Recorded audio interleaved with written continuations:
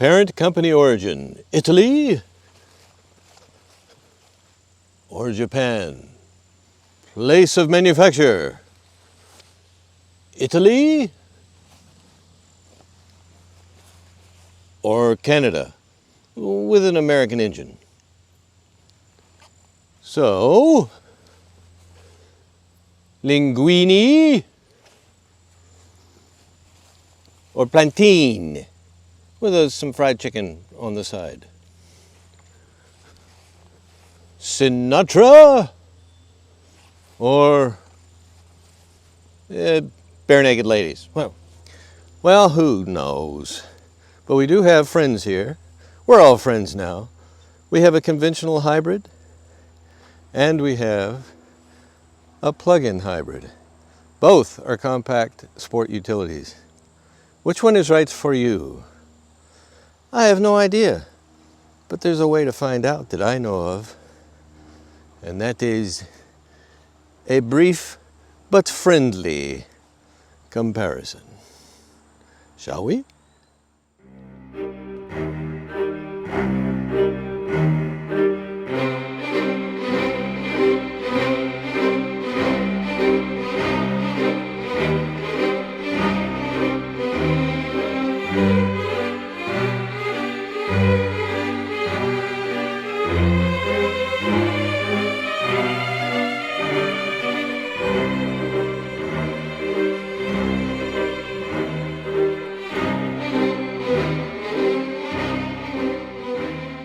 I happen to be a believer in things that are hybrid.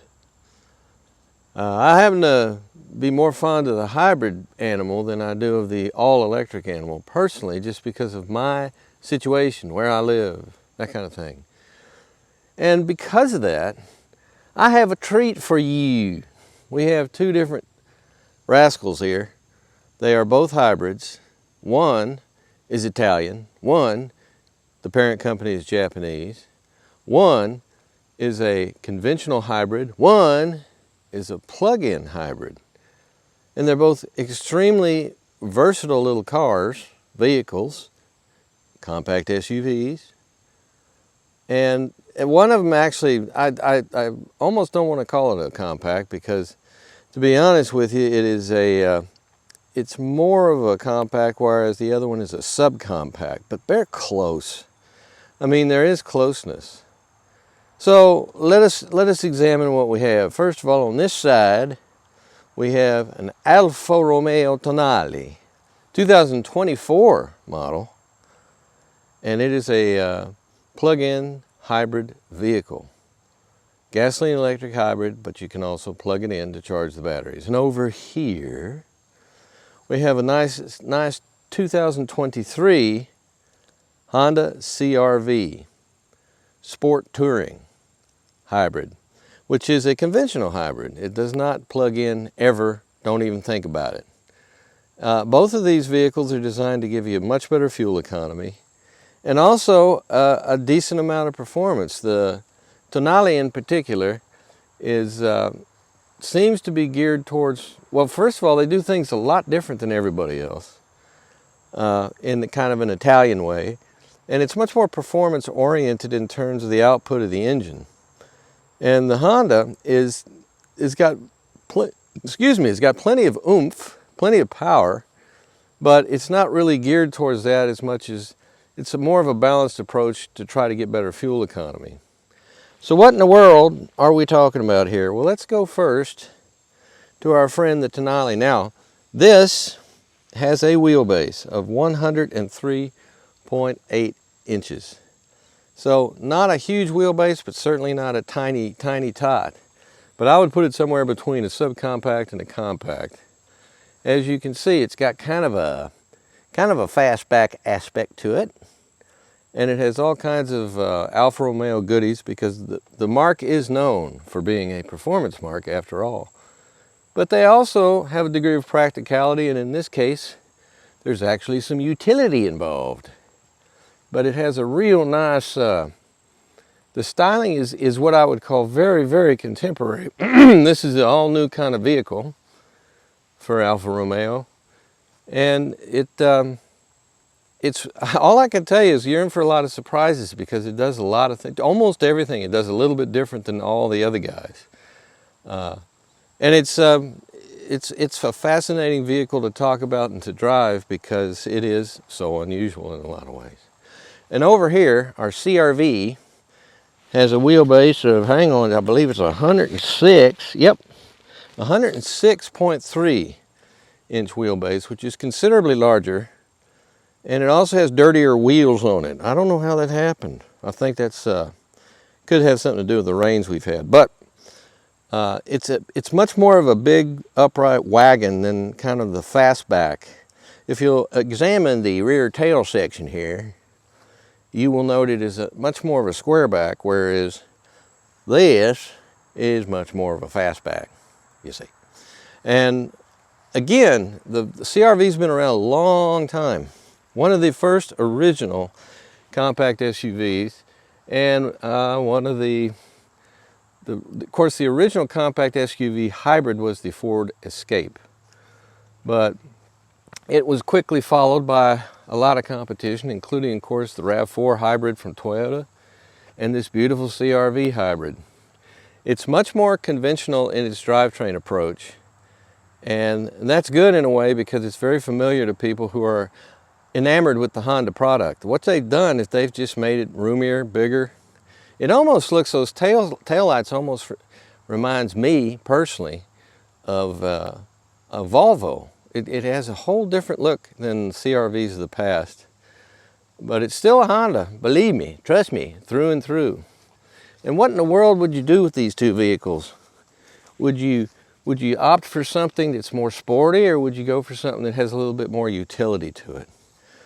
Well, hopefully at the end of this video you'll have an idea about what would work for you. But before we do all that, let's take a gander under the hood, because that's where things get very, very interesting. Are you ready to learn? So, just below this this beautiful Alfa Romeo symbology, which is it's like a dragon, and it's just very cool. We have a front camera, and as we rise above, we can see the amazing power plant. This is very interesting stuff here. So what do we have? Well, we have a 4-cylinder engine. It displaces a tiny 1.3 liters on the gasoline front. It puts out 180 horsepower. However, what's really, really interesting about all this is it is supplemented by an electric motor in the back, in the rear, that powers the rear wheels. It's all part of a all-wheel drive system that gets used pretty much all the time. It's not like when one tire goes to slipping up front. No, it's much more integrally involved in propelling the vehicle. So what do we get in terms of our rear? Well, we got 180 horsepower, like I said, in this gas engine, and that rear motor is 121 horsepower, which is quite a bit. So you have a total output in terms of horsepower of 285, which is pretty stout, quite good. And this is bonded with, if you will, a wonderful 6-speed automatic transmission. And by the way, the torque value of this little engine, this little turbocharged, did I mention it's turbocharged? Gosh, well, it is. It's a turbocharged 1.3 liter. The torque value is 377 pounds of feet, and they don't give me the RPMs, but I imagine it starts out pretty low and goes across the rev range. I don't know, hadn't driven it yet. We'll find out. But the motor, there is a motor up front too. It's a belt starter generator, which is mounted on the engine somewhere. But let's look at this this turbocharging system, because it's interesting. We start with our air intakes right in here. Then it goes in here, and I'm assuming there's an air filter in there, I would think. And then how about intercooling and stuff? Well, the beauty of this engine, from an illustrative point of view, is our turbocharger is right here in front. Your exhaust manifold is here. There's your turbocharger, and the impeller is, I believe, right in there somewhere. Wait a minute, now that's electric. Your impeller is in here, and it goes, the air goes through here, and I believe somewhere it goes to, yeah, here we go. it goes to an intercooler somewhere on this engine, somewhere, or up front. Hell, I'm not entirely sure, but because it's all so well packaged. And naturally, we have a 1, 2, 3, 4. It is transversely mounted, as is the common practice with most 4-cylinder engines in smaller vehicles these days. And it's all right here. I mean, if they needed to get into the turbocharging, it's like right up front, very easy to access. But ultimately, the air gets compressed in turbocharged fashion with your turbocharger turning an impeller, and then that goes through somewhere, somehow, a cooling process. I don't really see what it is, but back here is where the air ultimately goes in to your fuel injection system. So that's in the back, turbochargers in the front, exhaust in the front, intake in the back, in terms of your overall fluid chemistry of this engine. And what else? There's somewhere, what is this? This is what I do with this car. The moment it got here, I started poking around on it, and I'm saying, what's this? What does this do here? This is interesting. This almost looks like some kind of a cooling device, but who knows? It may be a, what is it, electroscode ridifier, something like that. I don't know. But anyway, the bottom line is 185 total horsepower out of the entire system. Now our beautiful big fat 12-volt batteries right here, and it has a minimalist koozie, which I'm not that sure I'm thrilled about, because you know I like big koozies on my cars, but I don't think I have one at all on my car. But we have, so this is one of the cooling reservoirs, and over here we have another cooling reservoir. So one of these is undoubtedly directly for the turbocharger / intercooling system, and it's all packaged pretty tight. Will this be a reliable engine? I have no idea. It's very European, but again, you got to remember Alfa Romeo is owned by Stellantis, which is an international concern that also owns Chrysler and Fiat Chrysler, I should say. It's all jumbled. You'll never figure it out unless you have a big flow chart and 2 or 3 lawyers to talk to you to explain it all. But it's very different the way this, I don't know anybody else that relies so heavily on an electric rear power plant, or excuse me, motor to drive the rear wheels in cahoots with the front drivetrain, which is overwhelmingly powered by the gas engine. So, but it can also go completely on electric power. There's a setting for that, as a matter of fact, which we'll show you, and that's funky. I mean, and we'll see how well it works. It's definitely, I got to give them full credit for doing things differently, because it is a novel approach. And oh, where's our plug? You might wonder. Well, let's look here. Let's look here, right here. Huzzah! Look at how wet it did rain, didn't it? There's our plug. Now this looks like it is not set up for a super rapid charger DC setup. It's a standard setup, and I plugged it into the house to get it fully charged. And the size, how big is that battery? Well, the battery itself is 15.5 kilowatts. It's check this out now. It's a lithium-ion, nickel, manganese, cobalt, graphite battery. So I don't know why there isn't any helium in it. You seem to have most of the periodic chart is represented. And then our gas side over here,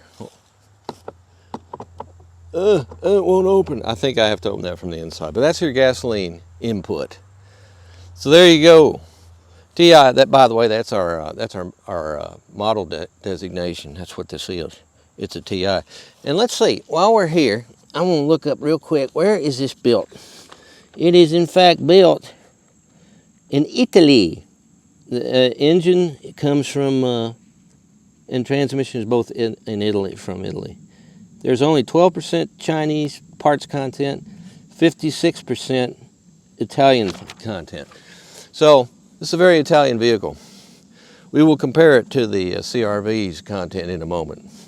But there you go. Interesting power plant. How will it work? How will it work with its little 6-speed conventional automatic transmission?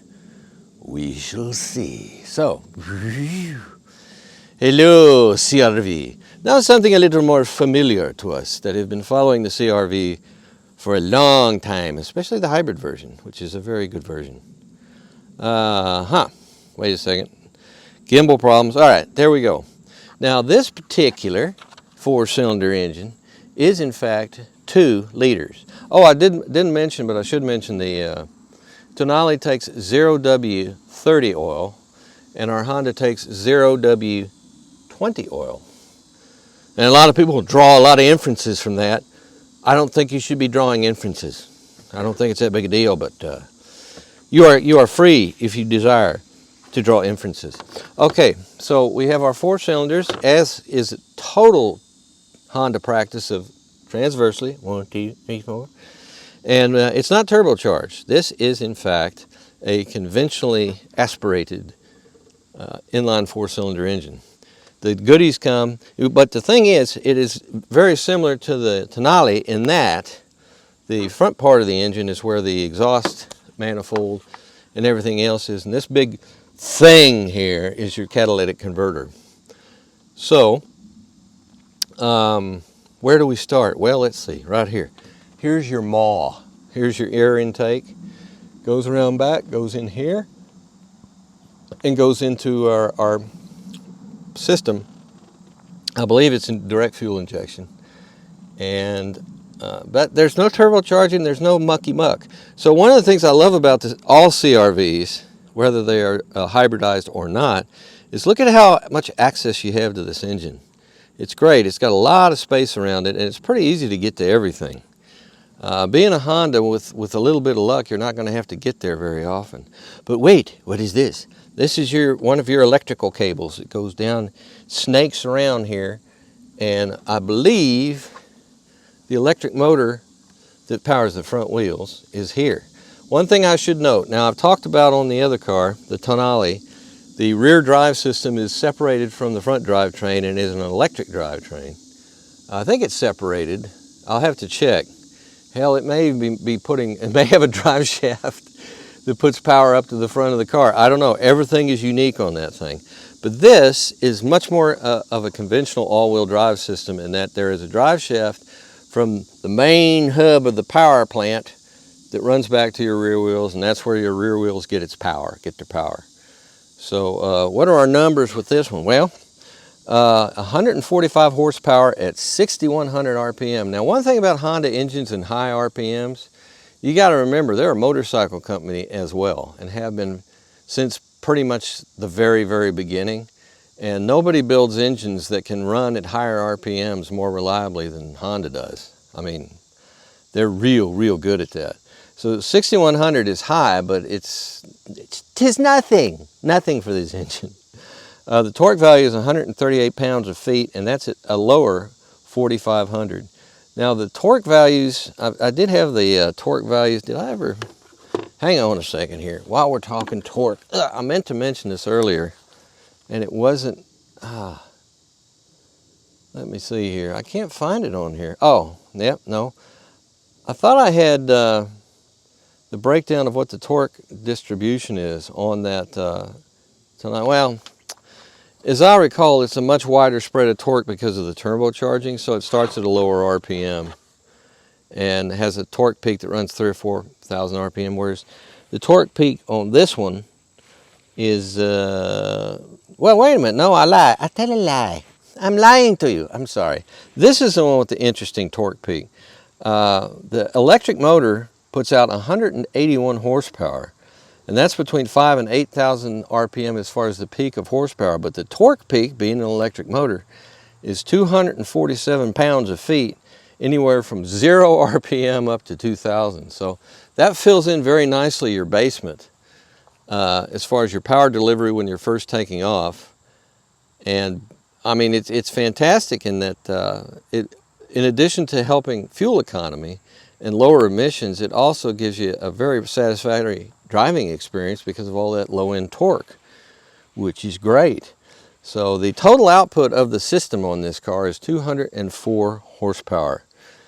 And it also, incidentally, something I didn't mention, that the Tonale, right there, has a 2,000 pound towing limit, and this vehicle has a 1,500 pounds. So the Tonale allegedly can tow 500 pounds more. Now, what's the difference in curb weight?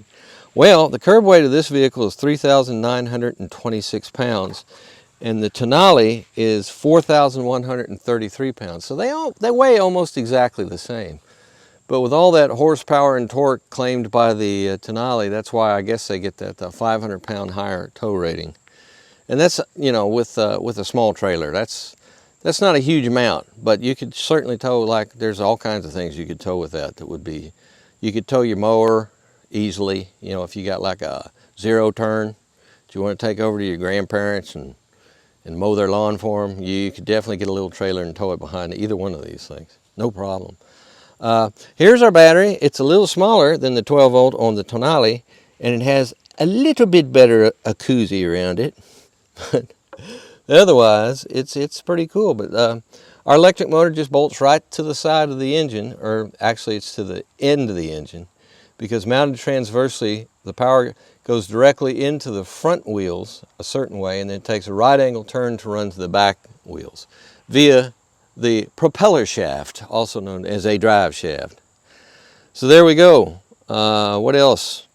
Where are our various, we have a much simpler system in terms of where our coolant is, and I don't even see it.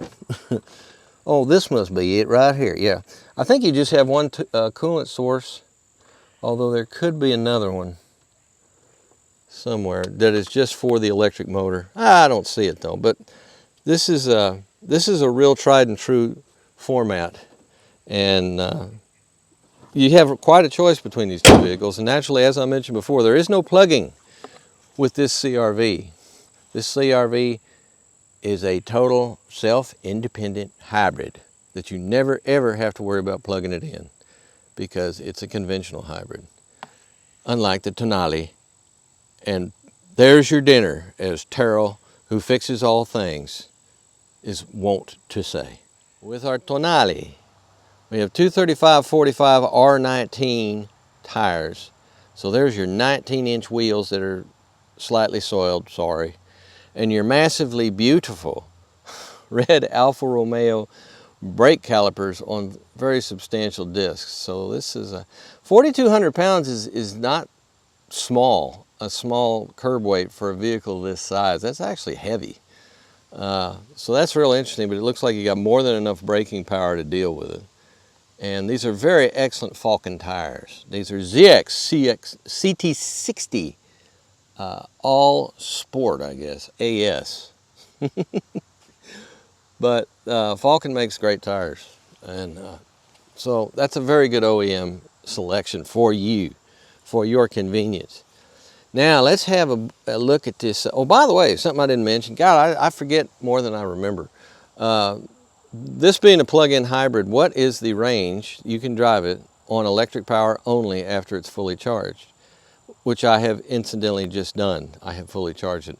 Alfa Romeo is claiming 34 miles or so, which is pretty much average for plug-in hybrids in my experience. I will be monitoring it closely to see if we get that. I have a feeling, this being a hot time of year and everything else, we'll probably get real close to that. It's the winter time that knocks all that stuff down. Anybody that tells you any different, they lie. They lie.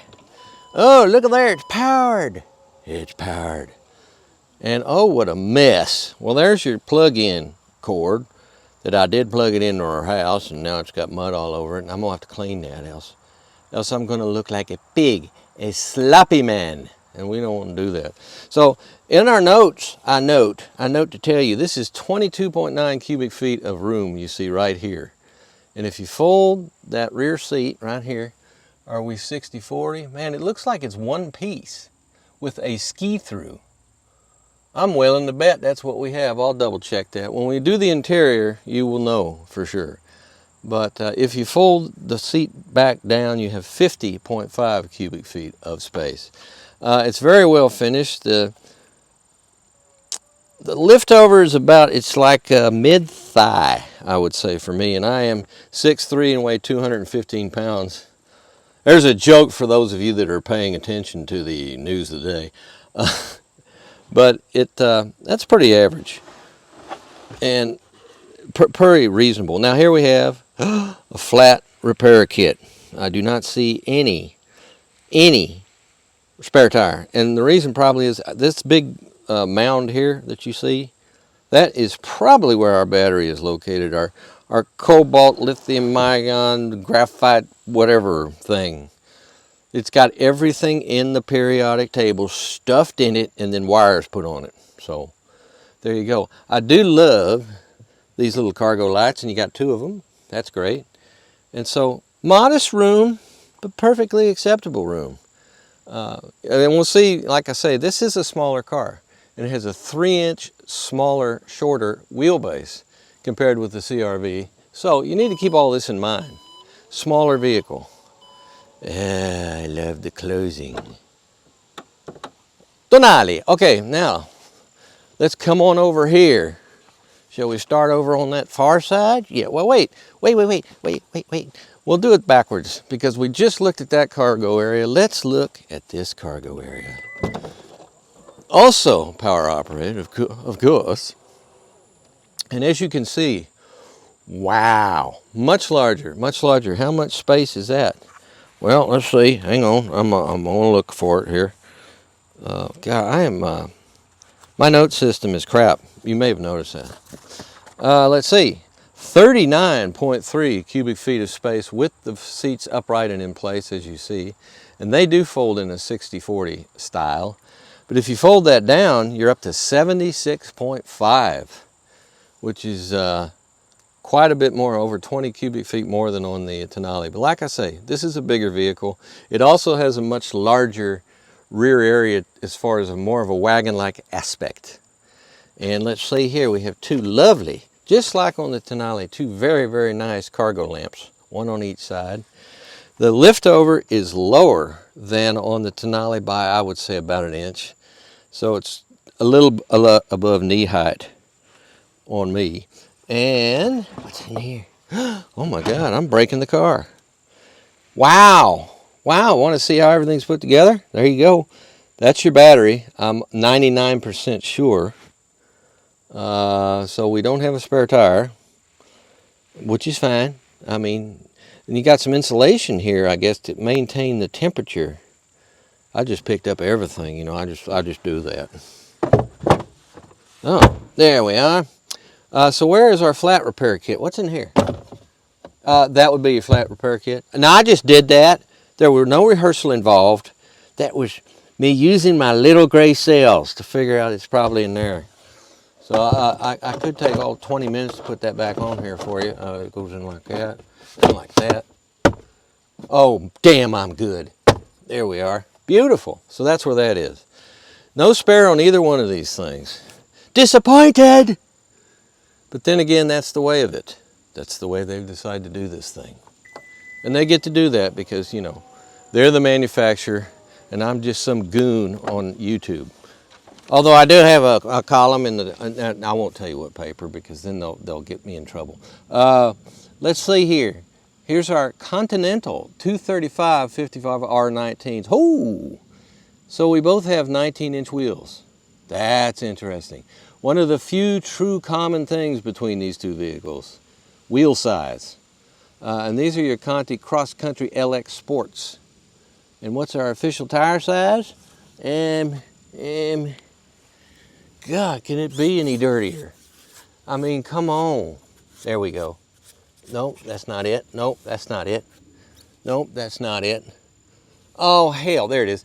235 55 R19. Okay, so we're looking at very similar in the feet department for these 2 vehicles. So what do you think so far? Which intrigues you more? You don't have to plug this in, and we have a real interesting difference in what the EPA estimates are. And the EPA estimate with the Tonale, it just came out literally because it's a 24 model.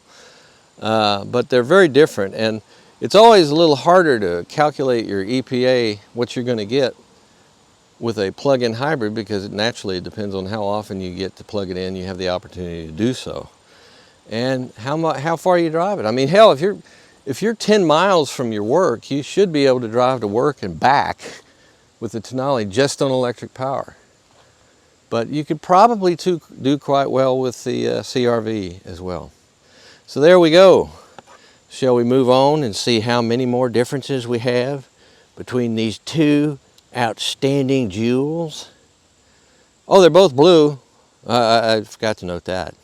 They have that in common, but it's such a different blue. You know, I was just noticing that this may be the first Alfa Romeo I've ever tested that wasn't red. It's a beautiful blue color. Matter of fact, the name of this color is, what do they call this? Misano Blue Metallic. And it is beautiful, and it is a great color, but it's almost bizarre having an Alfa Romeo that is anything but red. But the Tonale being a new thing, and this 2024 model has got so much new stuff on it, and so much stuff that takes you a long time to figure out, because they do things differently at Alfa Romeo, and they really do things differently on this vehicle. I've gone over the drivetrain with you a bit, but I mean, all these changes and all these different ways of doing things are all the way through the cabin, everywhere. Every aspect of the car is like that. So let's look at our instrument cluster first of all, and there's a lot of information in front of us. But how do we change it? How do we customize it? How do we do different things? Well, getting the things in this car this is a classic situation where you need to live with the car for a while to learn its ways, because everything is primarily, we've got a beautiful little central touchscreen here in the landscape format.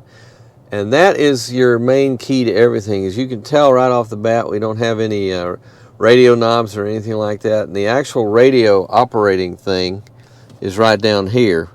This is your volume up and down, and you press it to turn it on and off. But let me give you an example of how bizarre this car is.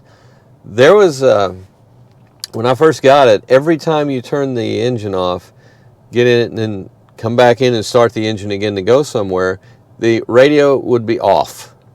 It was on when you turned the car off, but the radio would be off when you came back later. And I had to go through several menus to find out where it was that there was an actual box I could check that would make sure that the radio was on when you started the car. Now, why in the world do they have a system like that where you don't have the radio on when you get in the car? I have no idea. I mean, for people that love lots and lots of choices and options, I'm sure you're going to be thrilled. But I just think it's bizarre, and the whole car is like that. I mean, it's got all kinds of different things on it. Let's go to vehicle here in the central before we even go into the main stack here. Yes, hello, wake up. Here we go. Now, I just hit that, and it changed. It changed the configuration of our instruments. Now, why is that? I don't know. We'll go to my car and see what overview and drive mode explorer. I'm just trying to find a way to change, well, settings. I'll go to settings. Display mode, auto and manual. That would be brightness. Safety and driving assistance, clock and date, voice. But I don't have anything so far that I could find that will actually alter the instrument cluster. So I continue to look. Let's see now. This is great, by the way. The E-hybrid button will tell you it's a very recalcitrant touchscreen, which is strange. But here's our power flow, which I really like this particular version of this, because it does tell you what's going on fairly instantaneously. We'll go down here. God. Well, apparently it's not. There we go. See, why does it take so long to do that? Well, I'm finding that, this is becoming more and more common on a lot of touchscreens in a lot of cars that I've been testing. And I guess essentially what they're trying to do is make sure you don't accidentally hit something you don't want to hit. But I think they've gone a little too far in the other direction. But let's go to, let's try controls. Let's try controls. Yeah, we already were here. Okay. I swear there's a way to do it. Let me see what else we have over here. As you can see, the steering wheel has a number of controls on it. And this change charge power. This changes the lower quadrant down there. I'll press it. Now it's nothing. And then it just has the charge rate and the power rate. Now, one of the things that's really interesting, on the right side, down yonder, you will see this is how much charge you have in your battery and the range that is on 100% electric. In this case, I just fully charged the battery, and it has a 31-mile range on full electric. And on the left side over here is our fuel. And our fuel range is 214 miles. So then when it combines the two of them, and at that date it does it right here for you, 214 miles on gas, 31 miles on electric, range of 245 miles. And that's with just over 3/4 of a tank. So it's not mega range, but it's got pretty decent range. And incidentally, the charging time to charge the 15.5 kilowatt lithium-ion cobalt graphite battery is, I was just using household current because I don't have a dedicated charger, and it took about 7 or 8 hours when the battery was completely depleted. So that's not too bad. That's overnight, roughly. Which would work for a lot of people. And if you live within 31 miles of if you go to work, for example, and it's 10 miles away, you should be able to do it completely on electric. Go to work and come back, and then plug it in again. But the engine is a plucky little 1.3 liter, and as you can see with the center display here, it tells you if it's charging or whether or not it's exuding power from the electric motor, which is primarily located, the big one is at the rear axle and powers the rear wheels. One of the things I've noticed in driving this is the regenerative capacity seems to be very good. It does a lot of regeneration of electrical battery power if you're coasting or applying the brakes. I mean, all cars do that are electric based, but this one seems, if I had to, if a push come to a shove, I'd have to say this does a little bit better than some hybrids out there in terms of recapturing some of your electrical charge and putting it in the battery. Okay, so back over here again. What else can I go to try to, let's just go through here. My car. Here's my car. Here's our overview. What drive modes can we explore? Oh, mighty Tonale. Well, the gas pedal is set at normal. Shifting is a comfort setting. Regenerative braking is normal. Now, can we adjust our regenerative braking? Can we do that? Current compensation range 200. No. I don't know what I just did. This, incidentally, current trip A and trip B, it took me forever to find this in order to just reset the trip meter. So again, this is a heavily touchscreen based control interface system, and you're seeing more and more of that. It's almost like, and this is a kind of an exception to this rule, it's almost like the bigger the center touchscreen, the more of it is what you need to use to operate anything in the car. This one is got a smaller, but it's actually, if you look at the overall size, it's a real good size for the interior of this car. And the thing about it is, it's just such a nightmare. Well, maybe if I'm gentler. Let's go back to drive mode Explorer. Shifting is at comfort. Steering is at comfort. Now, how do you adjust these things? Well, let me try to adjust steering. Can we do that? No, it's just going to be upset. It's just going to be recalcitrant. Well, let me talk to you about the drive modes, because that's a big part of this. They call it DNA. Right now it's on N, right down there, which is normal, obviously. Then you go to D, and that is dynamic. Dynamic then changes things to your regenerative braking is higher, your E traction is sport, E all-wheel drive, the steering selection is sport, the shifting point is sport, gas pedal is sport, and the engine torque limiter is off, whatever that is. So wow, so when you go to dynamic, it just fires up everything, and it thinks you're going to be driving faster and more aggressive, and you are, because that's dynamic. But then we go down to normal, and then we go down to A. Now A is our one of the things, for example, if you want to tootle around at low speeds and run it just on electricity, there's your setting right there. What does the A stand for? Audio muted? No, it doesn't stand for that. I can't remember. I'm sorry. It's in the notes somewhere. But it is the thing at the bottom of the wheel here will put you on full electric, or as close to it as it can, or as long as the battery holds out. Once the battery's exhausted, it'll pop back into normal mode. And a lot of different things depending on your driving. With the exception of if you're in the dynamic mode, the D mode, it will pretty much stay in that mode no matter what you do, because it's heavily dependent upon the gas engine for everything, to drive the front wheels and to continue to charge the battery for the back wheels, so the engine stays on. But when you're in electric and you run out of juice, it does absolutely bounce back into normal mode. And normal mode seems to be a good all-rounder, because it does seem to take good advantage of the electrical power and pop in when it needs to. Now, what's really strange is I still don't know exactly what I did here. As far as if I hold this down, what happens? Nothing. I'd like to get back to the to the previous instrument cluster I had. I honestly don't know why it changed. Let me let's have some more fun. Temperature, profiles, notification, Wi-Fi hotspot. That's just pure adjustment stuff there. You can actually drag those icons. Oh, sorry, drag the icons in this lower. Let me show you. You can drag these icons up here so they're more accessible, which is kind of cool.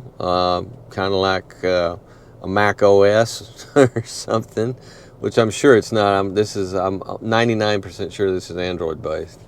But where in the world do we go if we want to change how we're doing things on the instrument cluster?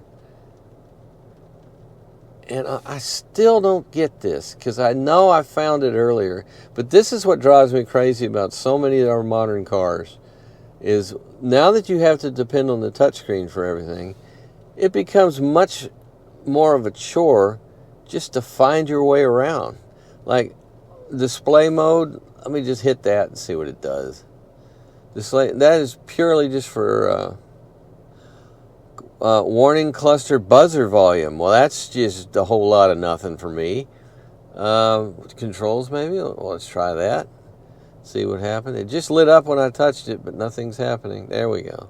And I keep coming back to that because you would expect to find more of an adjustment menu in there than you do. How did I find this before? Maybe if I go up, you can't go up, can't go down. Go back to home. All right. We're home now. Is there anything here worth a tinker's cuss? No. All right. Well, let's go and try it over here then. You know, I'm showing you all this after I've been driving the car for 3 days, and I still haven't become completely comfortable with how they do stuff. Charge power and everything. I thought there was a way to. Oh yeah. Okay. I remember now. I remembered something. If you hit this one right here, which changes your display, and immediately go to this wheel will help you to, well, it might turn the radio on. This is normally for switching channels on the radio, but if you hit this and then roll it, you can change a few things. But you got to do it fast.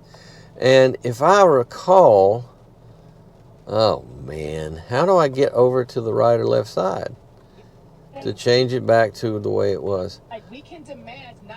Maybe if I go to, no.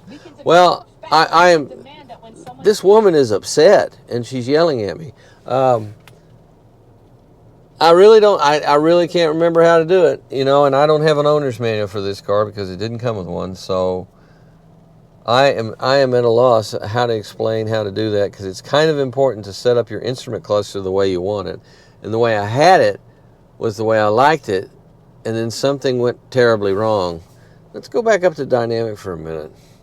Well, at least that does give you your analog speedometer.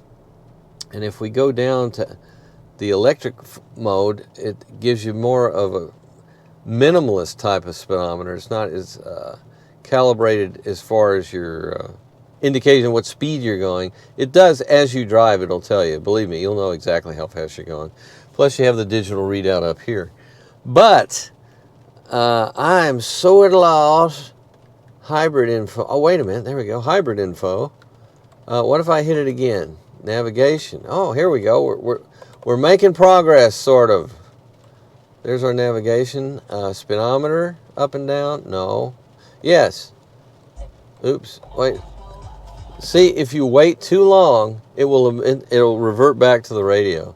So see why this? I could potentially see how this could be very, very annoying for people. Is you can't. Shut up, woman. She's still angry. She needs blood pressure medication. All right, here we go.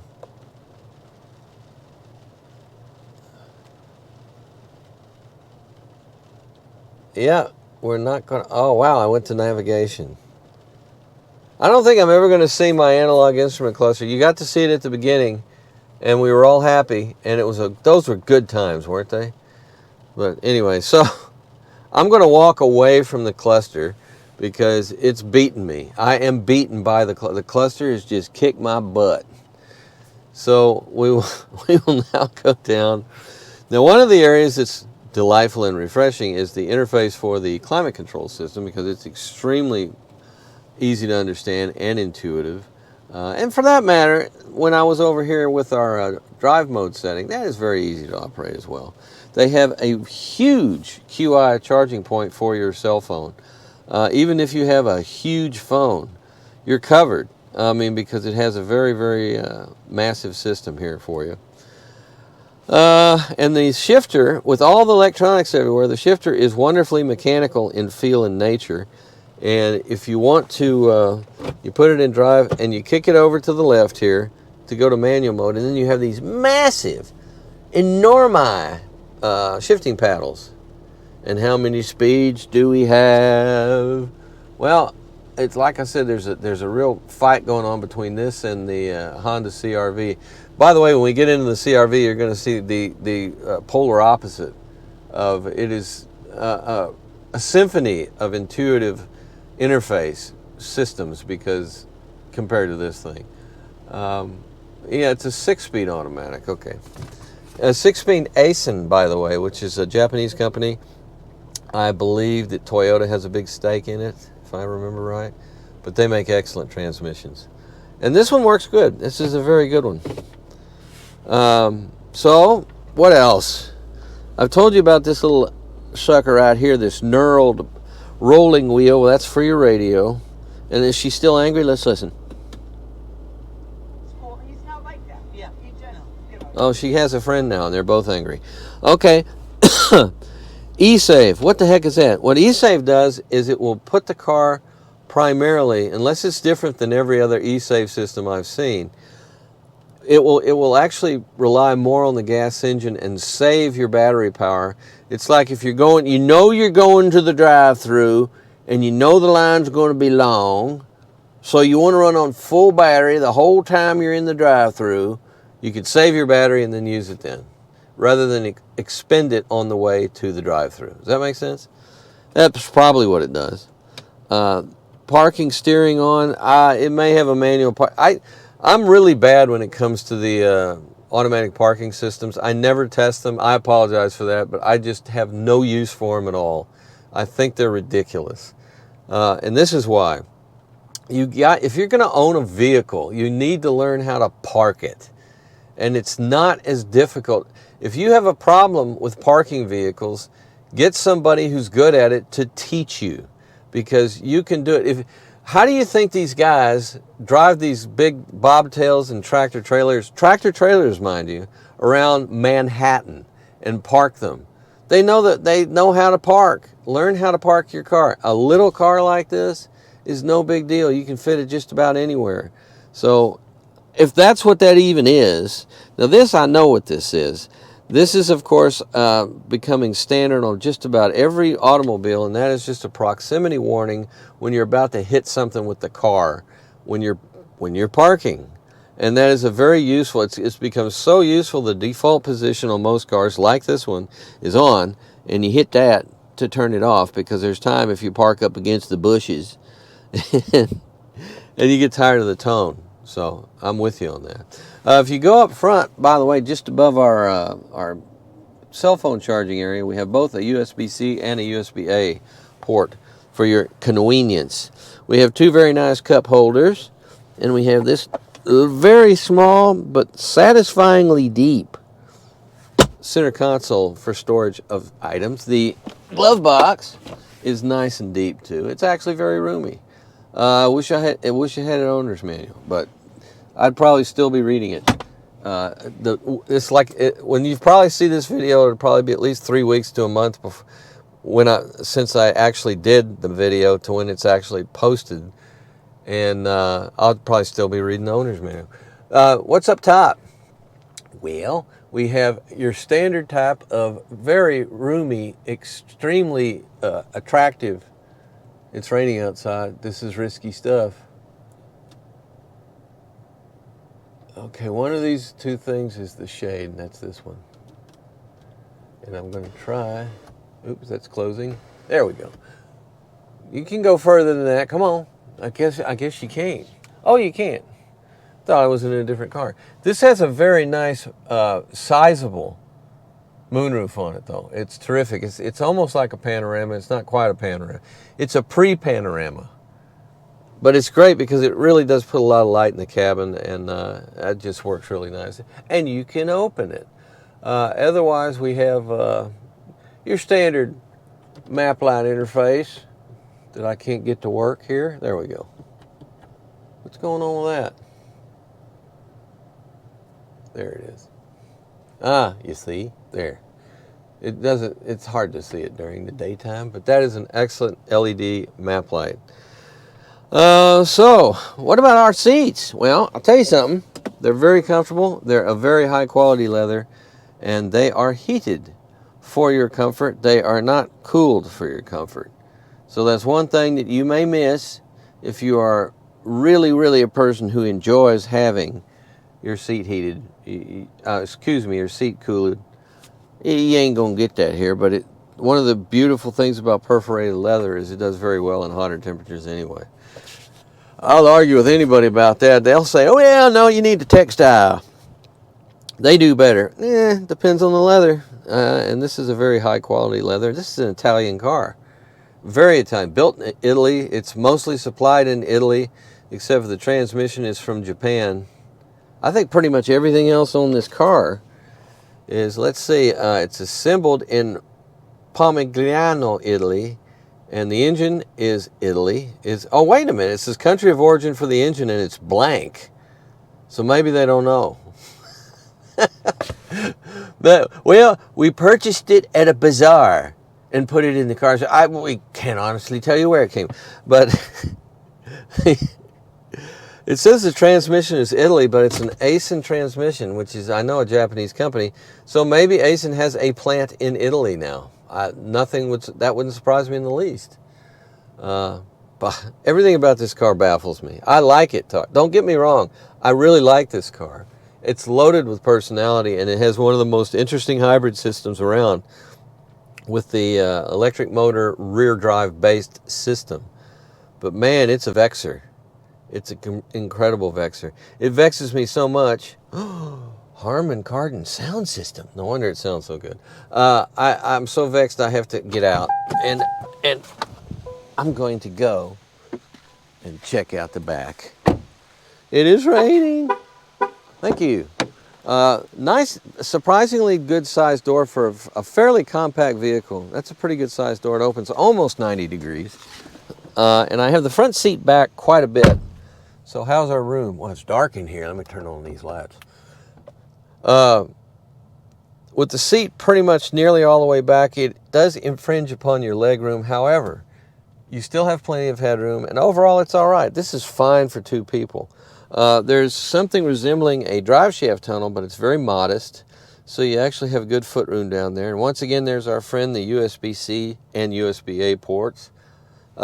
Both seats have a magazine slash tablet holder for your rear seat passengers. The belt line's a little higher here in the rear seat. As you can see, it's like, it's not claustrophobic back here, but it's definitely not as airy as the front seats. Let's see how far this window goes down. Ooh, about 92%. We can live with that. We have more of your very, very nice dome lights here. Excuse me, map lights. One for each side, individual. I'll turn you off too. Boy, it really fades slowly. That's kind of stylish and cool. And I mentioned earlier, I wasn't sure if this is a 60-40. It 100% is a 60-40 seat back split for when you want to fold the seats back and increase your cargo area. Now, our armrest, let's see here. Ooh, that's very comfortable. It's fairly upright, this seat, and I don't think, let's see if I can recline. No, that's where it's at. So it's pretty upright. Some people will not like the upright nature of it and want just a little bit of rake to the rear seats, but it's not that bad. I mean, if you're a really large individual and you have a large individual in front of you in the front row of seats, it's not super roomy back here, but you'll survive. You can certainly take a trip around town without any big problem, but I wouldn't want to be stuck back here on a long trip. And let's be honest, this is a fairly compact vehicle. It's not near as really large and roomy, even though it's basically in the same class as the Honda CR-V. Did I say HR-V earlier? I probably did. But it's a CR-V. It's the larger of the two. The HR-V is a smaller vehicle. Actually, if you're going to compare things, it's almost... I would honestly say the size of this vehicle is in between the HRC and the CR-V. HRV and CR-V Honda models. That, in terms of interior room and everything else, that's pretty much where it lies. It's kind of in between the two. So what else? Well, that's pretty much it for the interior of this car. I am so sorry that I couldn't do a better job with the instrument cluster for you, because I know there's a way to adjust it. Because I did it right after I got the car, after I was sitting in it for about 3 hours, sitting there and lamenting that I didn't have a owner's manual, because it's one of those times in life where you really needed one. But the fun thing about Alfa, and what Alfa Romeos have always been around about, is the driving. It's a driver's car. Your passengers, yeah, fine, we'll take them. But they are much more oriented to the person who's sitting behind the wheel to deliver a really fun and exciting experience. And this car does that. And it also has a good amount of ground clearance. It also has, as you will see, a really stout suspension on it. I think you could actually go off-road in this thing in some semi-rough conditions, even though the tires aren't suited for it. But the chassis itself looks like it's pretty robust. The rear suspension in particular looks like it's very well fortified. So there you go. Tonale, brand new from Alfa Romeo, and this is the insides of it. Thank you for watching. And now for something completely different.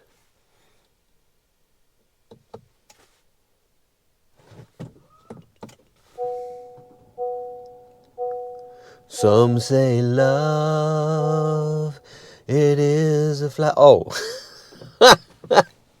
I call that the Bette Midler chime to put on your seatbelt.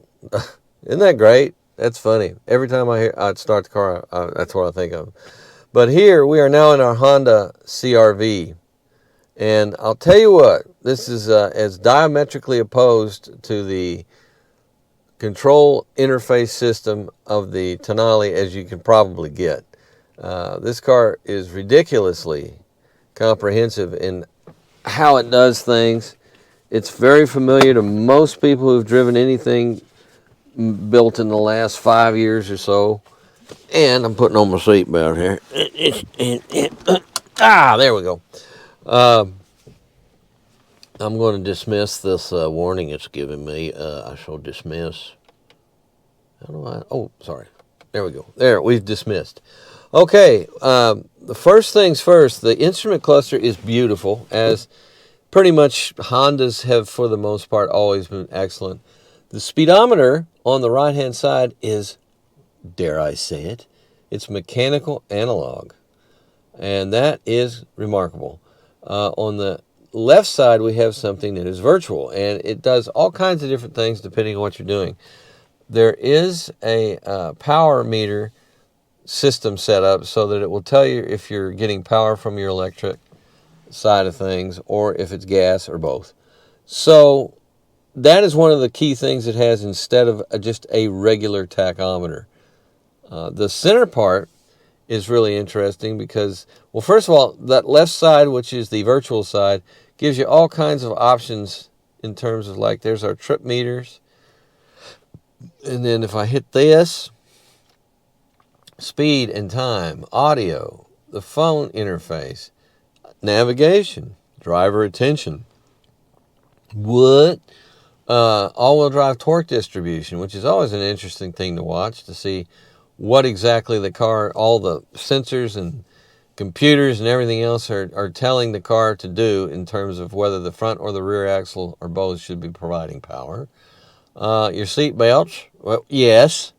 Maintenance, when you need your maintenance. Where does that say? Let's look at that for a minute. See, we got 40% the oil life, and that's about it. What else? Come on, got anything else to tell me? Is that it? That's A1. What the hell? Huh. Well, okay. I thought there was more to it than that, but when you get right down to it nowadays, that's one of the main things you have to think about is just changing your oil. That's all of that. Safety and support, no content. Now, what is that for? Press and hold to change speed and distance units. Okay, well, we're not going to do that, but that's what that's for. And then the brightness of the gauge display, and then the gauge display settings. Ooh, let's go there. Gauge display settings. Range and fuel, speed and time, audio, all these things you can put in your gauge cluster.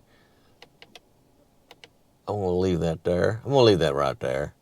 So, fascinating stuff. Very easy to interface with. And it, more than anything else, let's see, what do we want to leave it on? Let's leave it on, I rather like knowing what my trip situation is. Range and fuel, there we go. I like that. So, we've already burned, how much fuel have we burned? We've burned about 1/8 of a tank. Roughly, we're on B. How did I get on B? No, let's go back. Gotta go here. There we go. 89.5 miles is how many miles we've gone. And we're getting roughly, I think more than anything else, we're looking at about 37 miles per gallon. Yep, 37.2, which is good. Not fantastic, but it's good. And it's a good powertrain. I mean, it's typical Honda in that it's very smooth and refined. It's a good, torquey little four-cylinder engine. And again, very different from how, say, the RAV4 people do the all-wheel drive system. It has a mechanical system.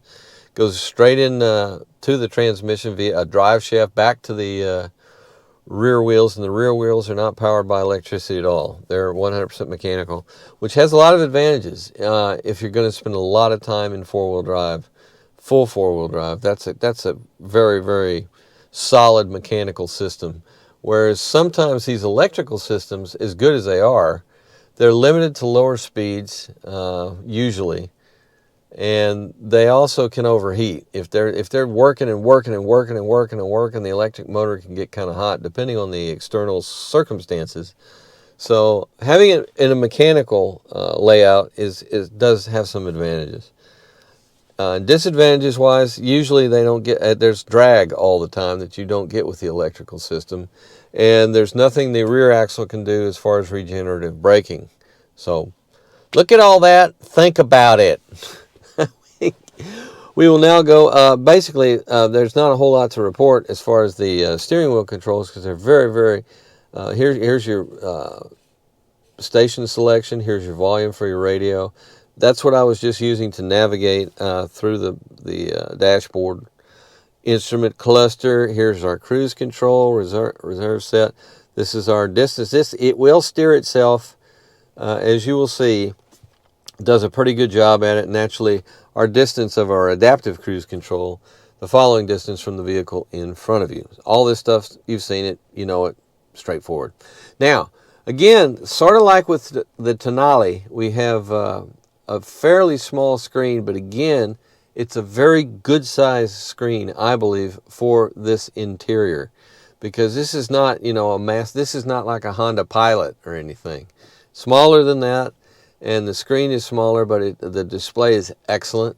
As you can see, it's very clear, very straightforward, and it's pretty easy to navigate for the whole. If you want to change things, let's see, because you can look at things like power flow, which we will be looking at because that's one of my favorite things, and vehicle settings. Driver 2. I guess I'm driver 2. How would I'm not the first officer. I'm the captain.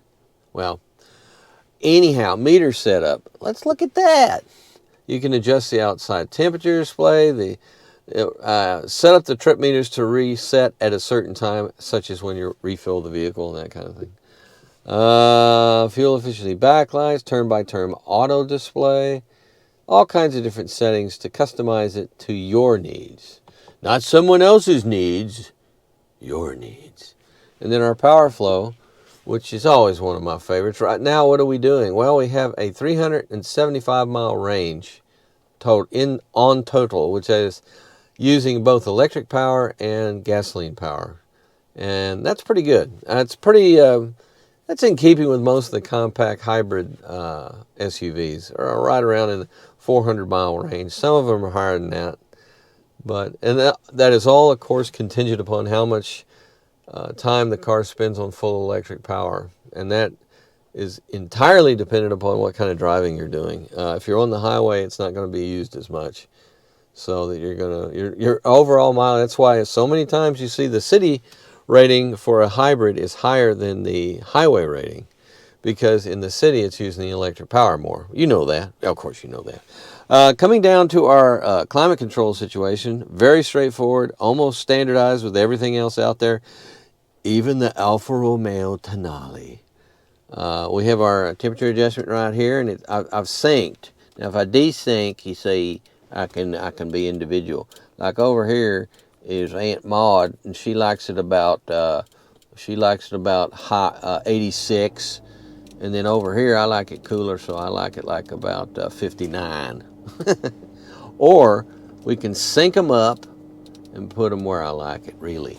Below that, we have both your USB-A and USB-C ports. You have a 12-volt power port.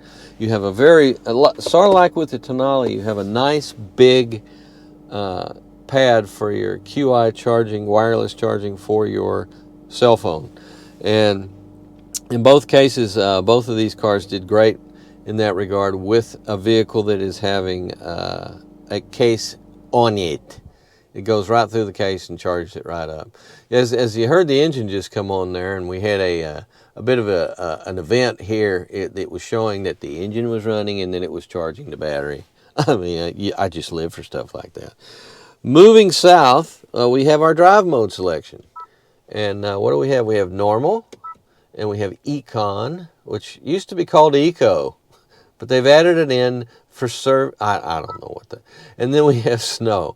So there's no dedicated. Oh, we have sport. Did I leave sport out? What an idiot. We have sport and normal and eco and econ, and I'm really sad that they don't have an off-road mode, but I guess you could probably use snow for that. You'll probably get about the same settings.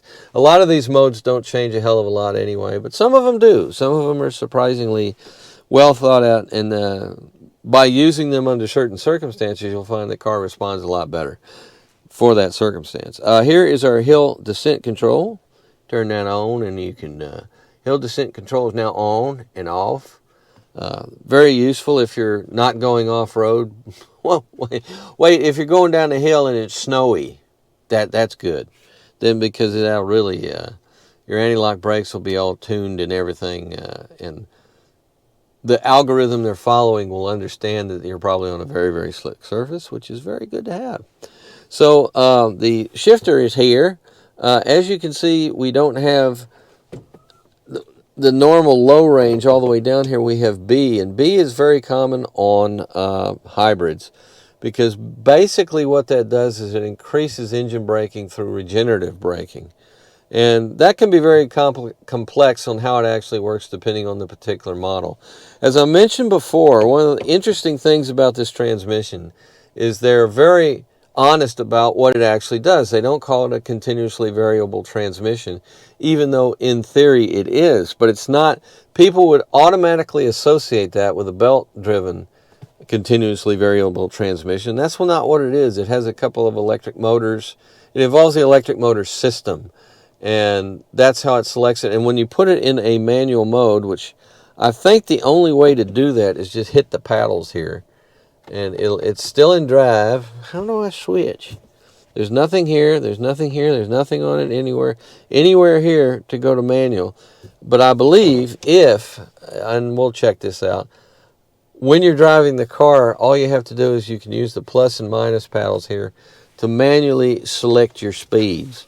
And how many speeds are? Well, as you may recall, the Tonale had 6, and this one has the... Well, now, you know what it says here? Now, it doesn't say this... Look at this here. It doesn't say this on the official specifications, but here it's saying a continuously variable transmission. Now, I could have sworn on the actual spec sheet it says it is a dual motor hybrid transmission. So I could be completely bizarrely lost, but I'm pretty sure that's what the case is. How many manual speeds does it have? Well, I don't trust any of the specifications now. So we'll find out when I drive it. We'll see how many speeds I can get out of it. I'm going to say 6, but it could be more, could be less.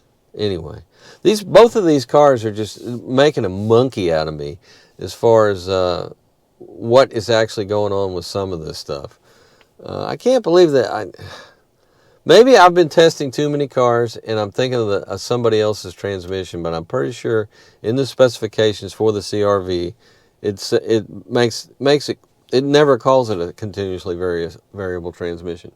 So what if I'm completely wrong about everything and it's a belt-driven continuously? I'll try to answer this by the end of the video, which I know you're looking very forward to now.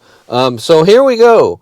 Let's now that we've looked at all this, and by the way, this is a very roomy, unusually roomy for a compact like this center console. I really like that, and it has a very normal sized glove box with an owner's manual. God bless them. The seats are, of course, leather, and they are ventilated or heated, or both. They are, in fact, heated and not ventilated, just like the Tonale. If you want, you have to go to some other trim or something, because you have to remember this is the sport trim. And if I understand how Honda's doing things these days on the CRV, if it is a sport, it is a hybrid, and there is no non-hybrid sport version of the car that I am aware of. But I'm probably wrong about that too. We have a very normal-sized moonroof, much smaller than on the Tonale, but it still gets the job done. Easy to navigate. You got your sunglass holder or your spectacle holder, or your you could put some Mentos up in there if you'd like. If you have a gerbil that is your little friend, don't put him in there. There's not enough room for him. I mean, that's not nice. That's not good for him. All right, here we go. We're going to vamonos into what I think is going to be, I'm predicting, a very roomy back seat, much more so than the Tonale, just because of the architecture of the car, the longer wheelbase and everything else. Look at that, 90 degrees to get in the back.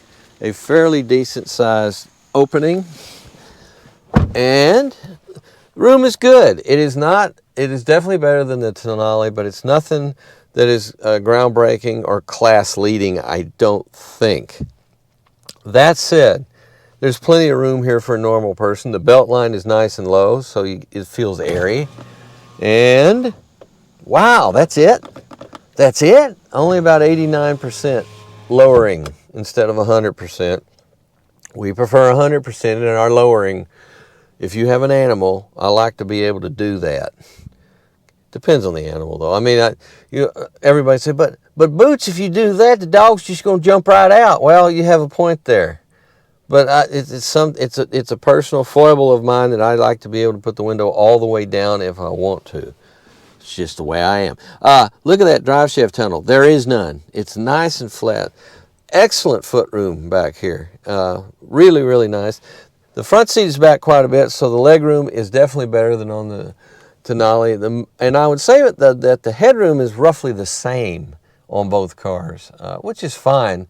But if you get into taller realms, if you're a 6'3" and 215 pounds, you're gonna have a little bit of headroom conflict possibly, because it's not that roomy.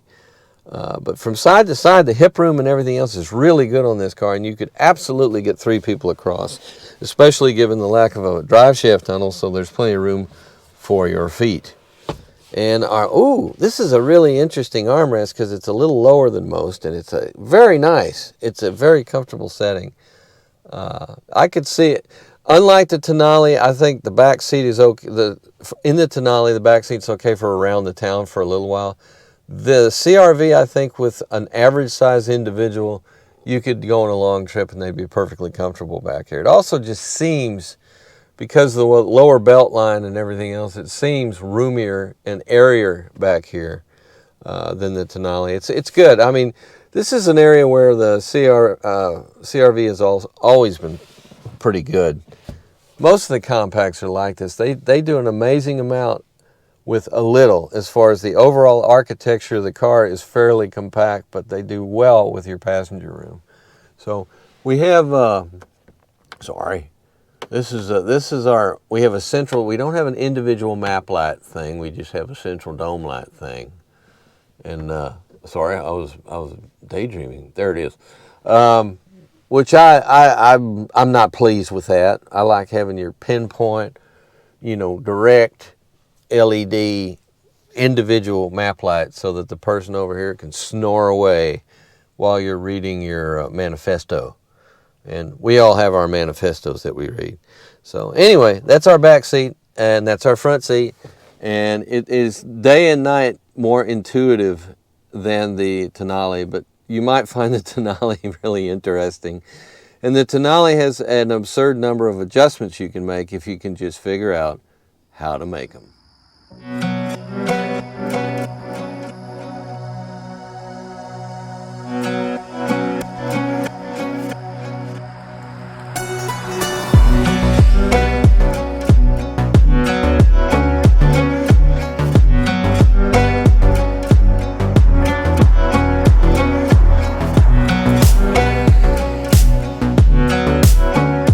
It's the Italian way. Our Alfa Romeo is definitely being sold as a sport utility, meaning that it is supposed to be able to do what I'm doing just fine here. Have a light off-road capability, and it seems to. But it's also a different approach with a lot of SUVs, especially European SUVs. They're really road-going vehicles that are designed, that are more than anything else, the selling point of the SUV status is its ability to haul more stuff. That's a big part of it. And with a little bit more ground clearance and all-wheel drive, get you through snowstorms. And that's about it. I mean, they're not built for serious hardcore off-road stuff, and they're not built for really hauling. I mean, just anything really ultra rugged. They're not really built for that because they're car-based. So Alfa Romeo is famous for performance, sporting handling, and everything else. And now we're driving in this bizarre, and I mean that in a good sense, by the way, not bad, plug-in hybrid, 1.3 liter engine. Wow. And a battery pack that's got cobalt and stuff in it, and a rear wheel drive system that is much more prominent in terms of what it's designed to do. It's like one of the main parts of the propulsion in everyday driving is the rear drive system, where on a lot of other vehicles, a lot of other hybrid SUV, compact SUVs in particular, the rear wheels are there when you need them. But otherwise it is ostensibly a front drive vehicle. And this one you can kind of look at it, if you won't, like the front drivetrain is the realm of the gas engine, and the rear drivetrain is the realm of an electric motor. You can look at it that way. And that's kind of a first for me, at least. And it's an interesting approach. And the biggest thing I've noticed about this vehicle is I don't know what it's doing a lot of the time in terms of, is the engine on, is the engine off?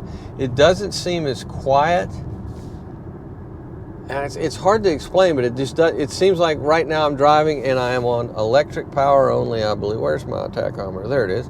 It's on 0. So the front engine, the gas engine is not running. I'm on full electric power. But it doesn't really feel like an electric car to me. It feels like a regular gas-powered car. And that's hard to quantify why that is, but that's the way it is. It's kind of strange. Interesting, though. Bizarre, wasn't that, as I said earlier? But it's everything else about the car is very bizarre. The instrument cluster, I'm still wrestling with getting the instruments to tell me what I want to know. I finally have gotten the trip meter on display. It's telling me right now I have 6 miles of electric power left before we have to throw in, if you will, with the gas engine and the front drivetrain. It's fascinating. It's like they did a lot of work on this, and they did a lot of research. And did they initially want to make sure they did something differently than other hybrids? I don't know if that's necessarily the case. I think they looked at it with a clean sheet of paper and decided, well, why not have... I mean, Alphas have never been big, as far as I can remember. Now, I hope I'm not wrong about this, but have never been huge on front-wheel drive as much as rear-wheel drive because they're a performance car. Same thing with BMW, same thing with Mercedes-Benz. They are primarily rear drive. And so you might think that if it's rear-wheel drive, the electric motor system would be relegated to the front wheels, and when the front wheels are engaged, which wouldn't be all the time, but if the rear wheels are engaged all the time, that might be a drive shaft running up the... I mean, it just seems like the conventional wisdom would tell you that you would have the main drivetrain of the car is directly linked to the gas engine, as well as an electric motor. But this is different. It's the rear drivetrain is overall connected to the nothing. The battery. It's an electric motor. Something else I've noticed about this plug-in, I've been getting about 30 miles off of full charge as far as all electric driving. And it seems like the regenerative braking on this car is very good. It seems to like extend the range with a fairly small, it's only a 15.5 kilowatt battery, which like a full electric, you know, you're looking 70, 80, 90, that kind of thing, and up. So it's a small battery, but it seems to be recharged every time you're coasting and every time you're braking.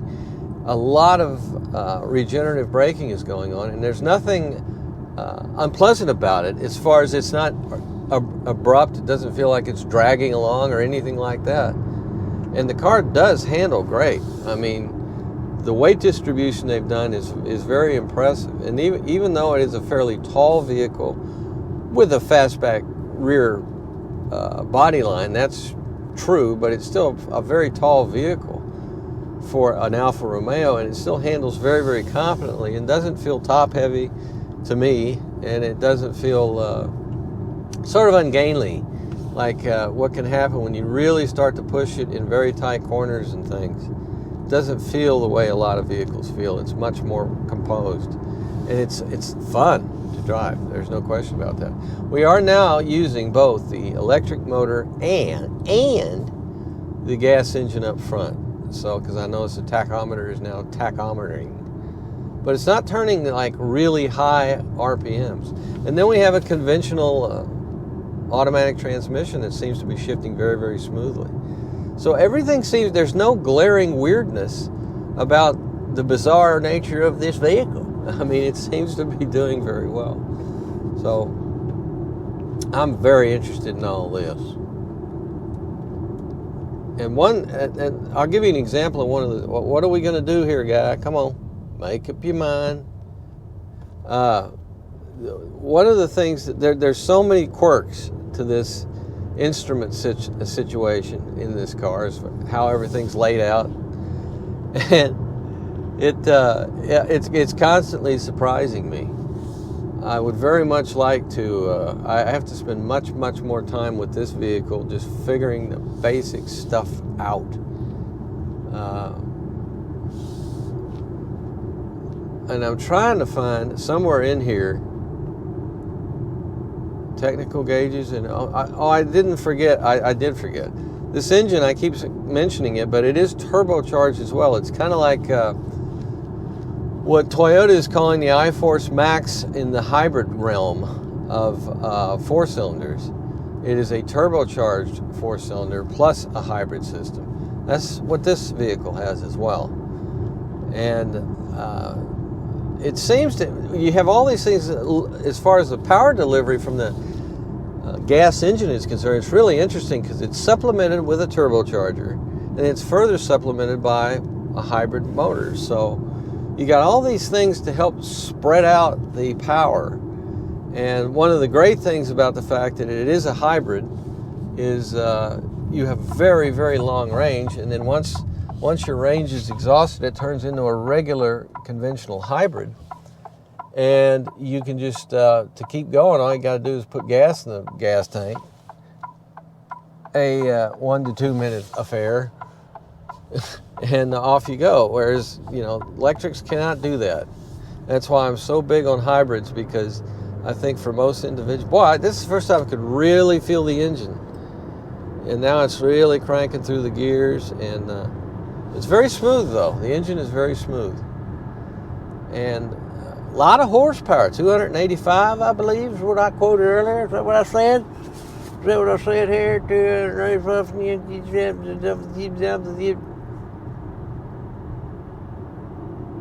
Yep. Oh, yep. 285 horses. So, interesting, huh? I find it fascinating. My big question with all this stuff is, how reliable is it going to be? And will I ever learn how to find the stuff I want? These are schedulings and charge setting. I'm trying to get somewhere in this vehicle. There is a display that will show me what's going on in terms of drive mode Explorer. What the heck is that? Everything this car does is different. We're on normal. Regenerative braking is normal. Can we adjust that? Boy, I got so much to learn, I'm telling you. Hopefully by the time that this video is done, you guys will know what the heck I got going on with this. So it's funny, it has a full and empty gauge for both the battery and gas. Gas is almost completely full. It's saying we have a range of 245 miles, and we're electric range is saying we have a range of 3 miles, and it's almost empty. So there you go. You got two gauges to tell you they look exactly the same. The gas gauge and the electric battery reserve gauge are identical to each other. They both look like gas gauges. Interesting, interesting, interesting. Different from everybody else. How does it stack up to our CR-V? Well, we'll see. Because you're looking at a very complicated car right here. And by comparison, the CR-V is much simpler. And simple is good in my book, but if you can make complex reliable, ain't anything wrong with it. Not a problem. We shall see. And I'm now going to go from this vehicle into a RAV4 hybrid, and we will be comparing them back to back, but I won't be shooting that part of it. I will not be sharing that with you. I will just, I'm just doing that for my own effort. Hey, looky what I found. I found my flow chart. So, as I surmised, estimated,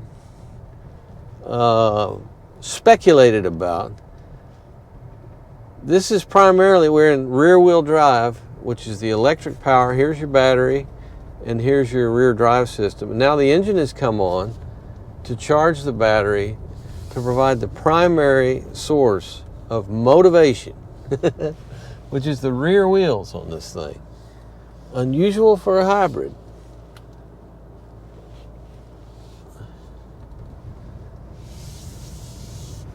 So here we go. Oh, you can hear the clappita of mud, because there has been mud. It looks like my headlights are on, too. It's not that dark. Come on, y'all. It's not that bad. So what else do we have here? We have a front drivetrain ready to go. Ready to fire up.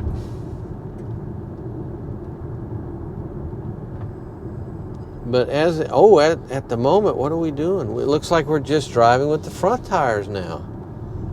Ooh, now we're regenerating using everything. Oh, this is fun. This is interesting. I'm fascinated. Now you got to remember, we don't have, according to this, we have no miles left on our pure electric power system because the battery has been depleted, and I don't know how it's going to do as far as just pure regeneration to get us back going again. But it looks like once your battery dies, well, it doesn't die, sorry, it's below a certain level, I should say. The drivetrain then switches to the front wheel drive system, which is gasoline engine powered, which is running right now. And it is also charging the battery back, so you can't, and every once in a while, you'll see the rear wheels pop in and motivate it a little bit. I mean, there's so much happening. We're talking microseconds of decision making by the computers. What an age we live in, huh? How could you have done this mechanically a few years ago? Well, you probably couldn't have. Although, being a steampunk person like myself, I'm sure there's some way you could create some wild mechanical version. But as of right now, we are now propelling again using solely the rear electric drivetrain. I find this really interesting. Everything is very smooth, by the way. I'm talking about what it's doing, and there's no discernible weirdness going on with how you really can't feel all this stuff happening. It's taking place very, very smoothly and integrated with each other. You'd never know. The biggest thing, I was just driving a RAV4 hybrid like about 10 minutes ago, and one of the first things I noticed between these two vehicles is the RAV4 seems to ride much smoother than this does. But that is not surprising, because being an Alfa Romeo, it has got a much stiffer suspension on it to help your sporty handling, which is, they love the sporty handling, as well you know. So, and I still think the regenerative system seems to work very, very well on this car. And notice, red is gas engine, green is power. Now here's one motor right here, so it's obviously, even though we are turning the engine, it's acting like it's going through an electric system to power the front wheels. But then again, the little motion thingy here is reddish orange, which means that we're probably using the gas engine primarily with the assistance of an electric motor. Huh. Now we'll coast. Interesting thing I've noticed about the coasting is it doesn't seem like a front motor system, even if it's just a belt drive starter thingy, is contributing at all to regenerative braking. It looks like that's all being done by that. But that motor on the rear wheels is a big motor. It's a substantial guy. It's 100 and what, something, 21 horse? I could look. I'll look when I get to the stop sign in just a second. I will look, but I believe it's far stronger. For example, the Toyota RAV4 hybrid rear drivetrain uses a much smaller motor on that rear.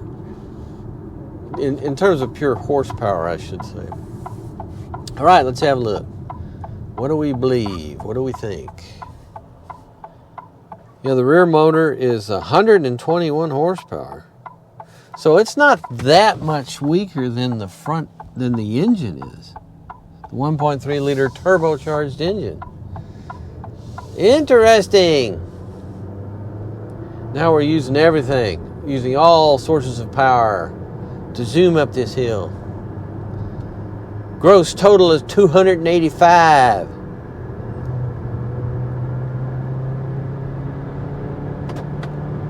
Yeah, it does well. It's got good power. It has a lot more than the CRV. It has more than the RAV4 hybrid. But however, I don't think it has as much as the RAV4 Prime, which is a plug-in hybrid. And that thing's a screamer, and it puts out quite a bit of horsepower. A screamy thing. There is a lot of feedback from the suspension, because this is not the smoothest riding compact SUV out there by a margin. But the steering feedback is really nice and tight. It feels good. Kind of thing that, you know, being Alfa Romeo, they really focused on getting that right. It is electric power steering, but it's got very good road feel. I like it. It's the more I drive this thing, the more I like it. It was initially so vexing because of the way they do everything on this car.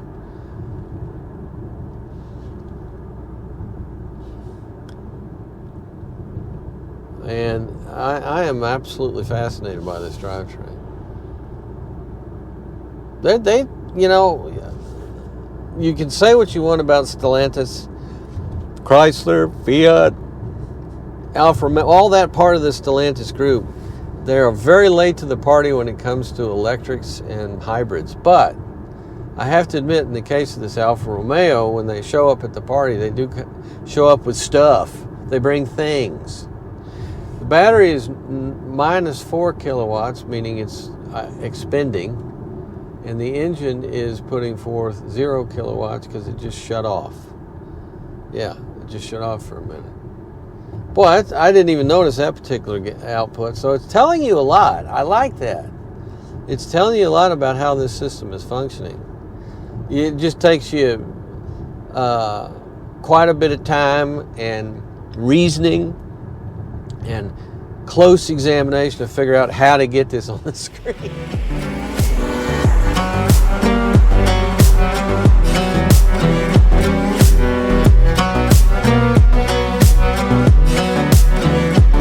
Welcome to the world of the rear suspension of the Alfa Romeo Tonale. Now look at here. This is real interesting. Naturally, the first thing we note things while we're under here. We have the standard situation where you have a subframe, this big structure here, that is bolted to the unibody of the body, which is a unibody construction, not a body-on-frame construction, like all these compact SUVs are. And what happens is we take that and we put our suspension components on it, just like we do everything else. But very different from the CRV hybrid, for example, is the suspension doesn't have a typical type of multi-link in that it has more of a McPherson strut spring display. The spring is way up in that shock area, way up there, way up in there. And then that's a very, very, there's nothing wrong with that. There's actually a lot of vehicles that do that. But it is very different from the way the Honda does it. And if you look at all these links here, they're very substantial links. This link here, this forward link, right there, that's the one off to your right there. I don't have the device with me. God, why don't I have my... Anyway, it's a very, very substantial piece of steel. And there are no aluminum components, which kind of surprises me because those Europeans, they do love the aluminum. But there is your lateral link right here. And then you have your drive shaft going to everything. But what's this here? Well, this is your rear motor driving unit, which is huge compared to like the just purely mechanical differential that you see on the CR-V. And this is what is so interesting about the Alpha, is the fact that a big part of the propulsion of this vehicle is done by this rear motor. It tends to favor being a rear-wheel drive vehicle instead of a front drive vehicle that the rear drivetrain assists from time to time. It's almost like the other way around. But there is a definite separation between electric and mechanical internal combustion engine drivetrains. The front drivetrain, way up there, you can see it, see that tire up there and everything. That is primarily tied into the gas 1.3 liter turbocharged gas engine.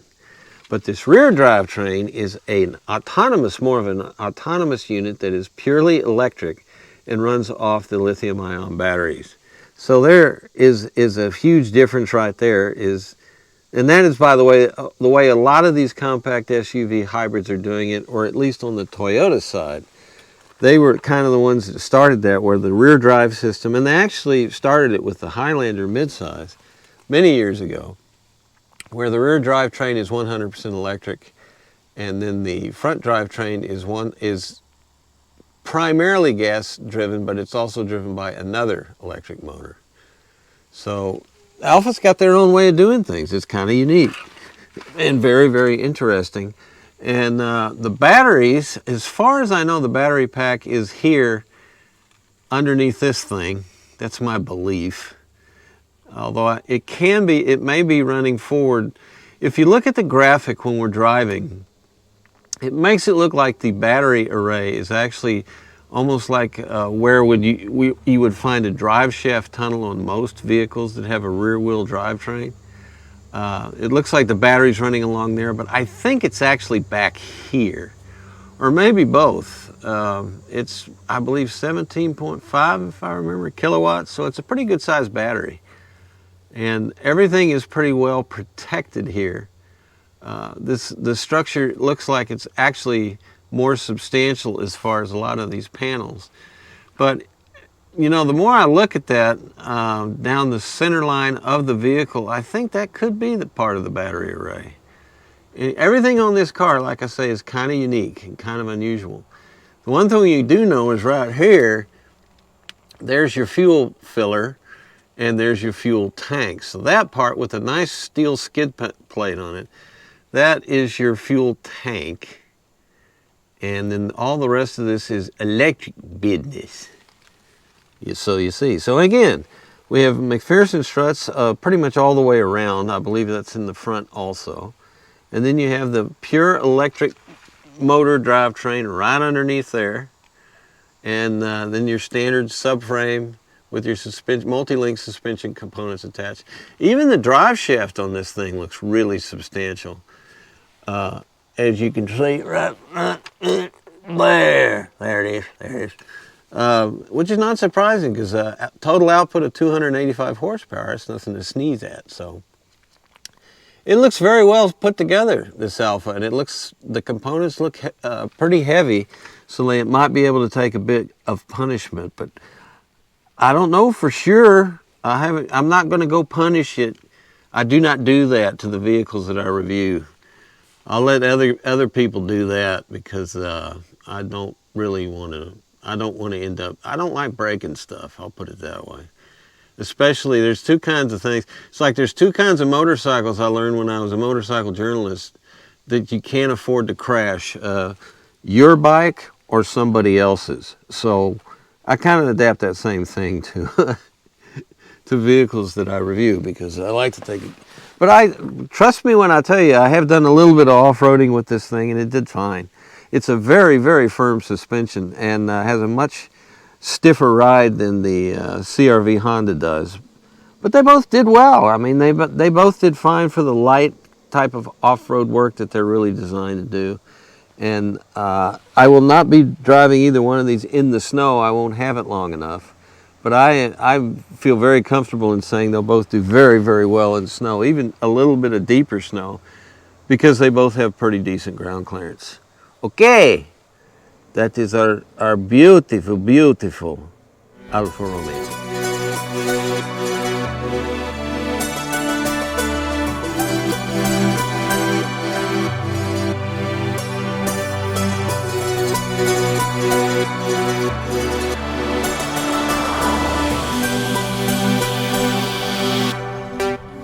Gee, this is quite a change from the Alfa Romeo, our CRV hybrid, sport touring.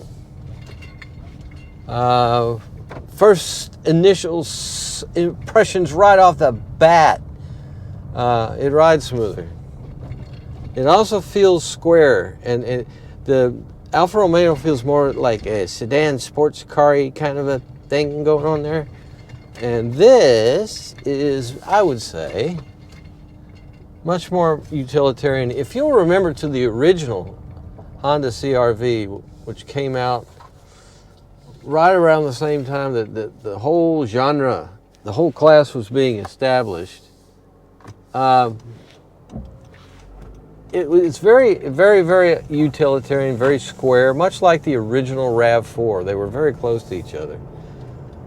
And then the thing that was so cool about it that I really liked was the fact that it was very unique in how it did everything.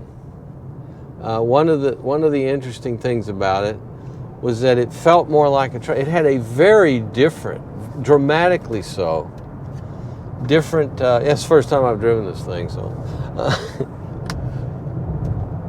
The driving position was very upright. It was almost like you were driving a little bus. And that sounds initially, I know that sounds like it wasn't good, but it was not bad.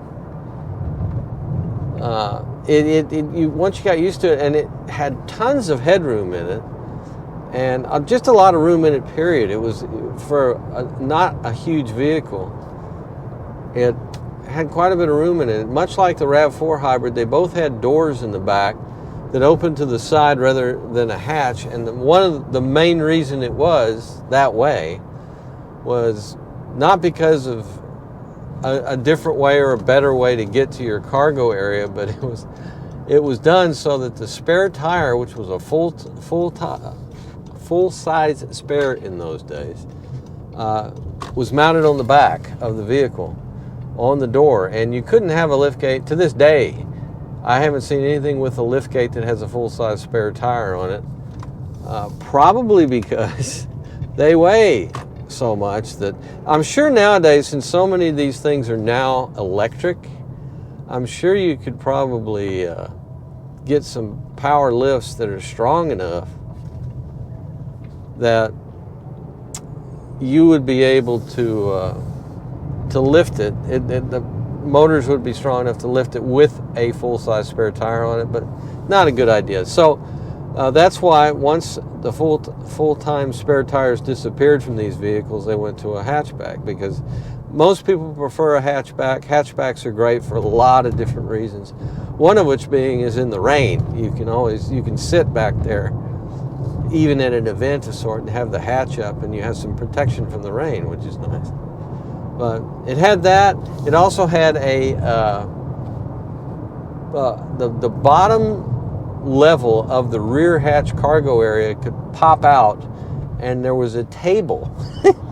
It unfolded into a table that you could use at picnics and stuff like that. It was a very clever car.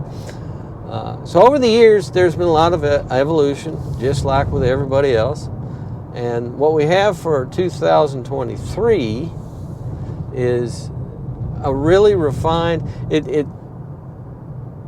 kind of reminds me a little bit of the Pilot. The Pilot and the CRV have become closer together. Then you have your HRV, which is a subcompact.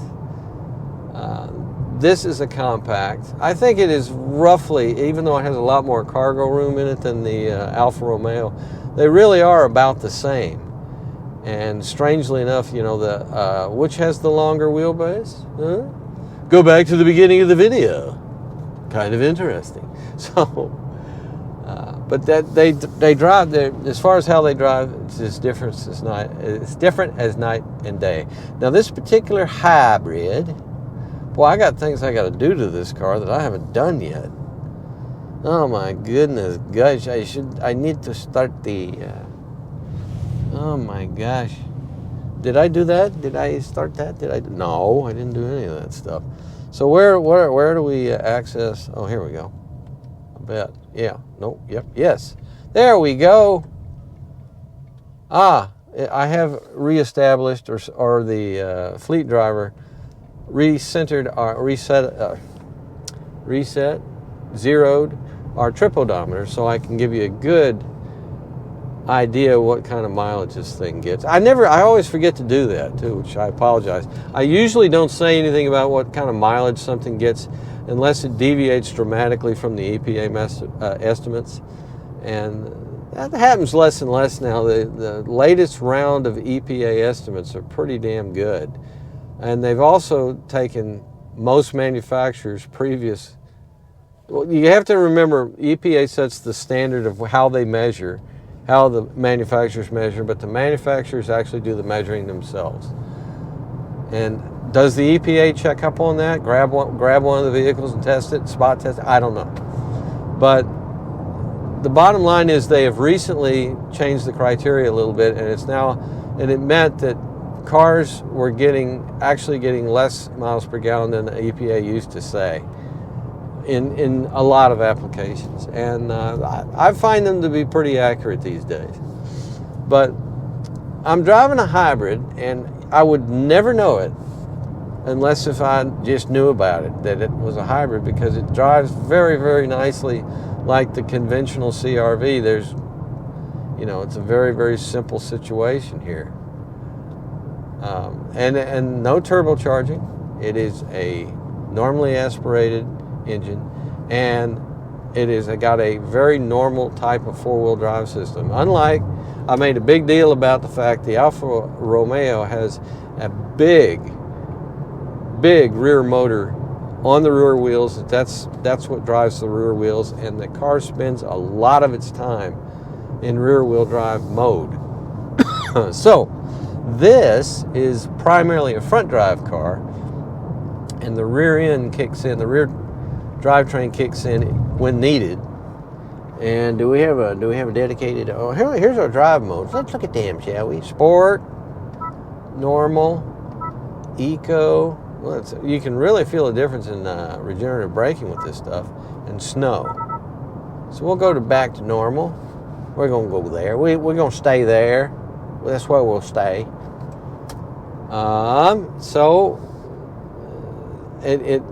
My initial impression is the noise level is about the same as the Alfa Romeo, but the cabin is so much bigger, taller, and you have much more. The green room. Isn't that where you wait to go? Anyway, the greenhouse, as we like to call it on this, is taller and bigger than on the Alfa Romeo. So the Alfa doesn't really feel claustrophobic at all, but compared to this, it's much tighter feeling. And the acceleration, this has a lot less power, cumulative power, between the electric motor and the gas engine than the Alfa does, but it certainly doesn't feel slow. And it whizzes along very nicely. I mean, it's got good pickup, very, very pleasant, smooth power delivery. I'm impressed by these things. I would be even more impressed if I could figure out how to, let's continue. That's that, okay. How do I do the middle part? I don't know. I don't know. I should have figured it out. I'm sure by the time, you've probably already seen me go through the interior of this car, and by then I've figured it out. But this being the initial drive, I have not yet figured out how to change it because I'm real curious as what it says. Oh, average fuel economy is saying 31.3 at the moment, but that's pretty much instantaneous based on a whopping 5.1 miles driven. I believe that is the average it's taking is on this particular tank. So it's never dropped below 30, but it hasn't gotten up to 40 yet. And if you'll compare it to some of the other vehicles out there, the hybrids, it's about the same, roughly. Better than the full on the regular hybrid system without the plug-in aspect of the Alfa Romeo starting with a completely full battery. The general hybrid, when it's just in pure hybrid mode, like this car is all the time, this car definitely gets better mileage, no question. But with the Alfa, it's still good though. It's still, not horrible. I don't think. We'll find out, won't we? Yeah, we'll find out.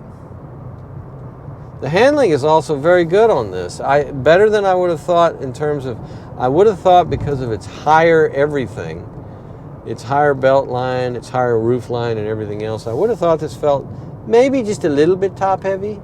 Not bad, it's a Honda. It's never going to feel top heavy.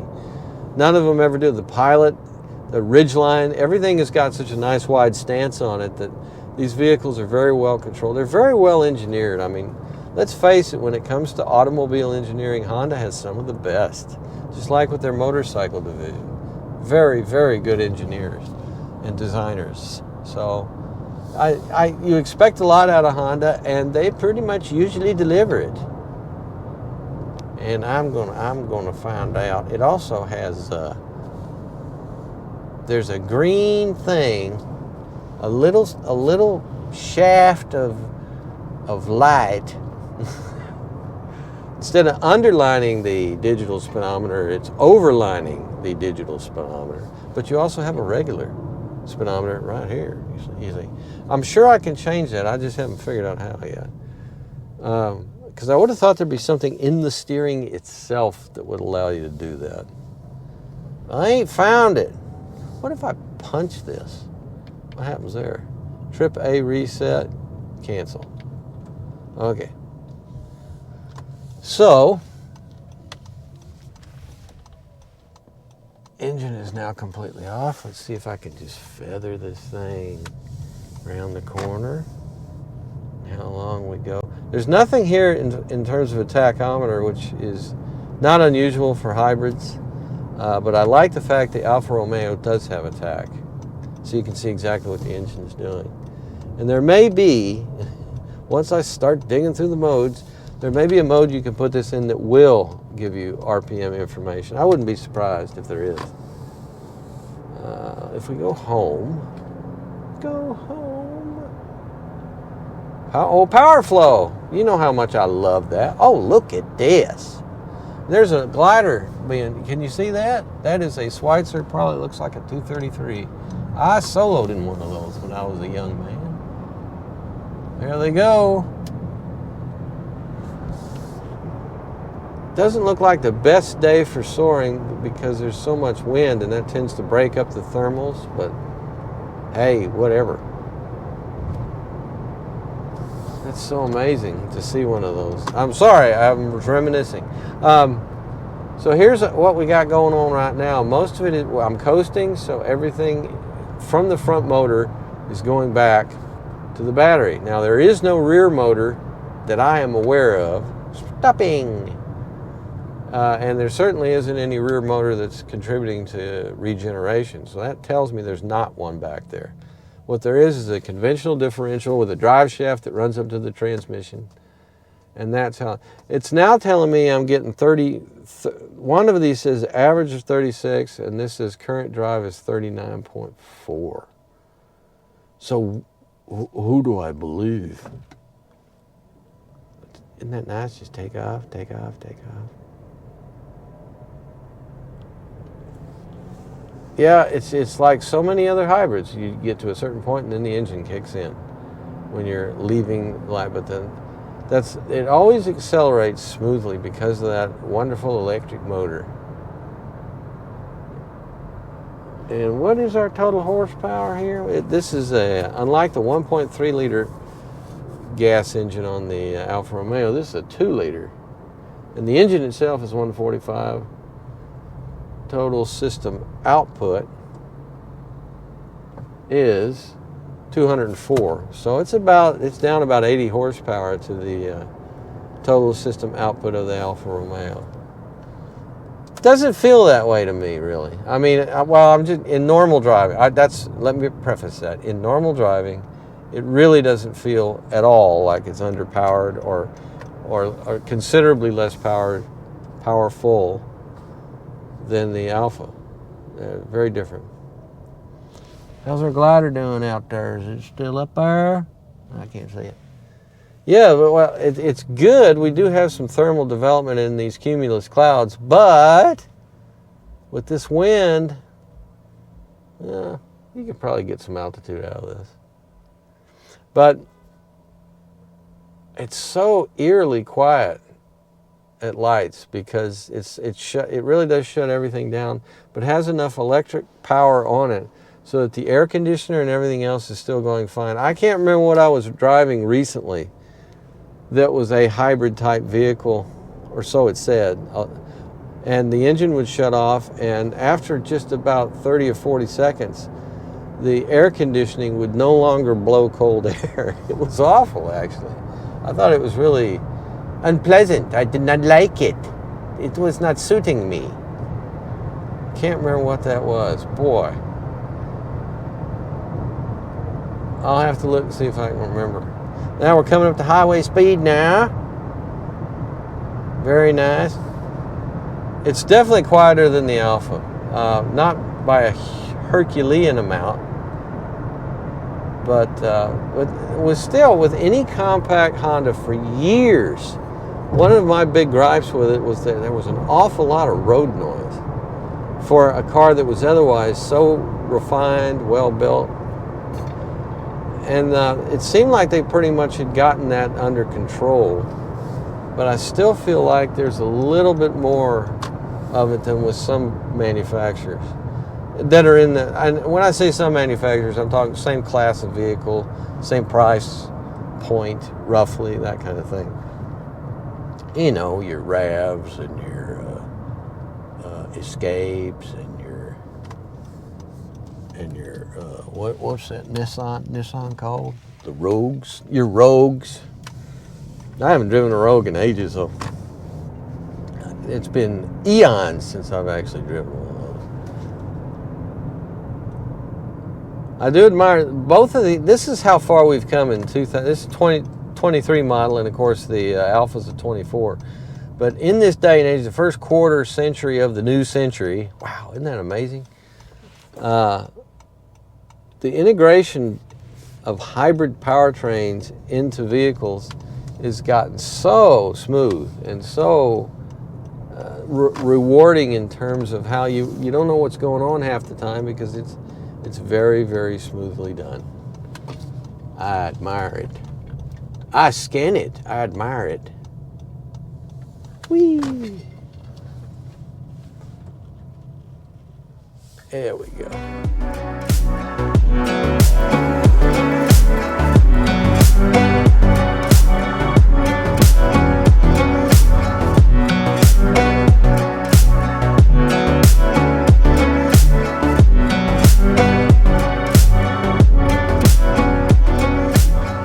Okay, which one is this? Be this the Honda or be this the Alfa Romeo? Ah, it's the Honda. But isn't it interesting? Look at this really cool suspension we have, this rear suspension on our all-wheel drive hybrid. We got this huge, beautiful aluminum lower arm. I don't think I've ever seen a Honda. I don't know how long they've been doing this, probably a while.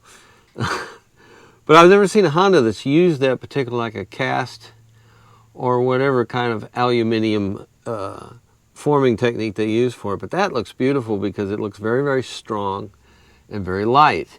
And then you have this link over here to this puppy dog over here, which is all part of, basically I believe that's an anti-roll bar. That is how you would characterize that. But it's just another link. Look at it at links, because we have this back link, then we have this front link right here, and then right down there you have a side link, a lateral link. So there's when they say multi-link on these rear suspensions, there's a lot of links. And here is our subframe that all these links and things ultimately tie into, and then in this, of course, is bolted to the unibody. That's the common way we do it nowadays. And here is our rear differential. Underneath this box is no doubt some electronics that turns on and off the actuators that attach the drive shaft. As you can see, a drive shaft running from the transmission all the way back here into the rear differential, and it freewheels most of the time until it is activated for whatever reason, when the car determines that you need additional traction from the rear drivetrain. Now, unlike, say, a RAV4 or our Alfa Romeo, there is no electric motor or anything back here. This is a more conventional type of all-wheel drive system. Is that good? Is that bad? Well, it's good from the standpoint, if you have to drive in a situation where you need to be in four-wheel drive, all-wheel drive for a long period of time, there's no motor back here really to overheat. It's much more of a pure mechanical kind of link. So I would say that implies a little bit more ruggedness to the drivetrain itself in terms of being able to continuously supply power from the rear wheels. So that's interesting, the way that all works. And if you look forward here, you can see a very substantial gas tank. It has this little tube. They've always had these tube kind of protector things for their CRVs, and I've never really understood that, because it feels like if you're actually in a real off-road situation, it's something that can get hung up. If you're, like, for example, backing up over something, it can catch on this thing. But I don't know. I mean, I've never really heard of that being an issue. This is not a serious, hardcore off-roader, but it is one that actually has a good amount of ground clearance. And if you look all the way up front there, you can see there is a substantial amount of protection for the underside of the engine. It doesn't look like the thickest protection in the world, but it's definitely there. And it will protect you from more minor types of obstacles and things like that, should you encounter them. Then you have this fuzzy whatever stuff. I got to find out what everybody calls that particular type of, it's more than anything else designed to tuck things in and keep things aerodynamic. It makes a big difference, believe it or not, especially the taller the vehicle, how smooth the airflow is under the underside of the car. They can actually produce a lot of drag, which adversely affects your gas mileage. So more and more vehicles have more and more cladding on it. This one really doesn't have all that much. There's a lot of others that you see a lot more covering going on. So this is, in some ways, as modern as this CRV is, it's got a lot of old school type stuff like that. But it does look like it's very substantially made and could probably deal with a fair amount of punishment. It also seems to have a pretty decent amount of travel to the rear suspension. And the rear suspension itself looks like it's very well constructed. Now this front link, for example, is just like some stamped metal. But I think the main reason for that is it doesn't need to be all that strong. And the front link is the same way right there. So this is the real beauty, though. I mean, my gosh, that's lovely. That's just beautiful. You will gaze upon it and say, wow, that's nice. But anyway, there's our rear suspension on our Honda CR-V hybrid. And it's a beautiful thing. It's typical Honda. It looks like a bunch of really smart engineers designed it, and a bunch of very, very good workers assembled it all. So there you go. Well, our Tonale from Italy. Our Alfa Romeo has a base price of $44,995. As equipped, $55,950. And since it's not listed, you should know the gas alone miles per gallon on this is 29 miles per gallon, but on electricity The E miles per gallon is 77. So there you go. But if you don't want to plug in ever, the CRV hybrid all-wheel drive sport touring may be the vehicle for you. It has a base price of $38,600. As equipped, $39,845. Very good mileage at 40 miles per gallon city, 35 highway with a combined of 37. So there you go. Do you want to plug? Do you not want to plug? Do you want Italian or do you want a Japanese vehicle made in Canada with an American engine? Your choice. See you soon, everybody.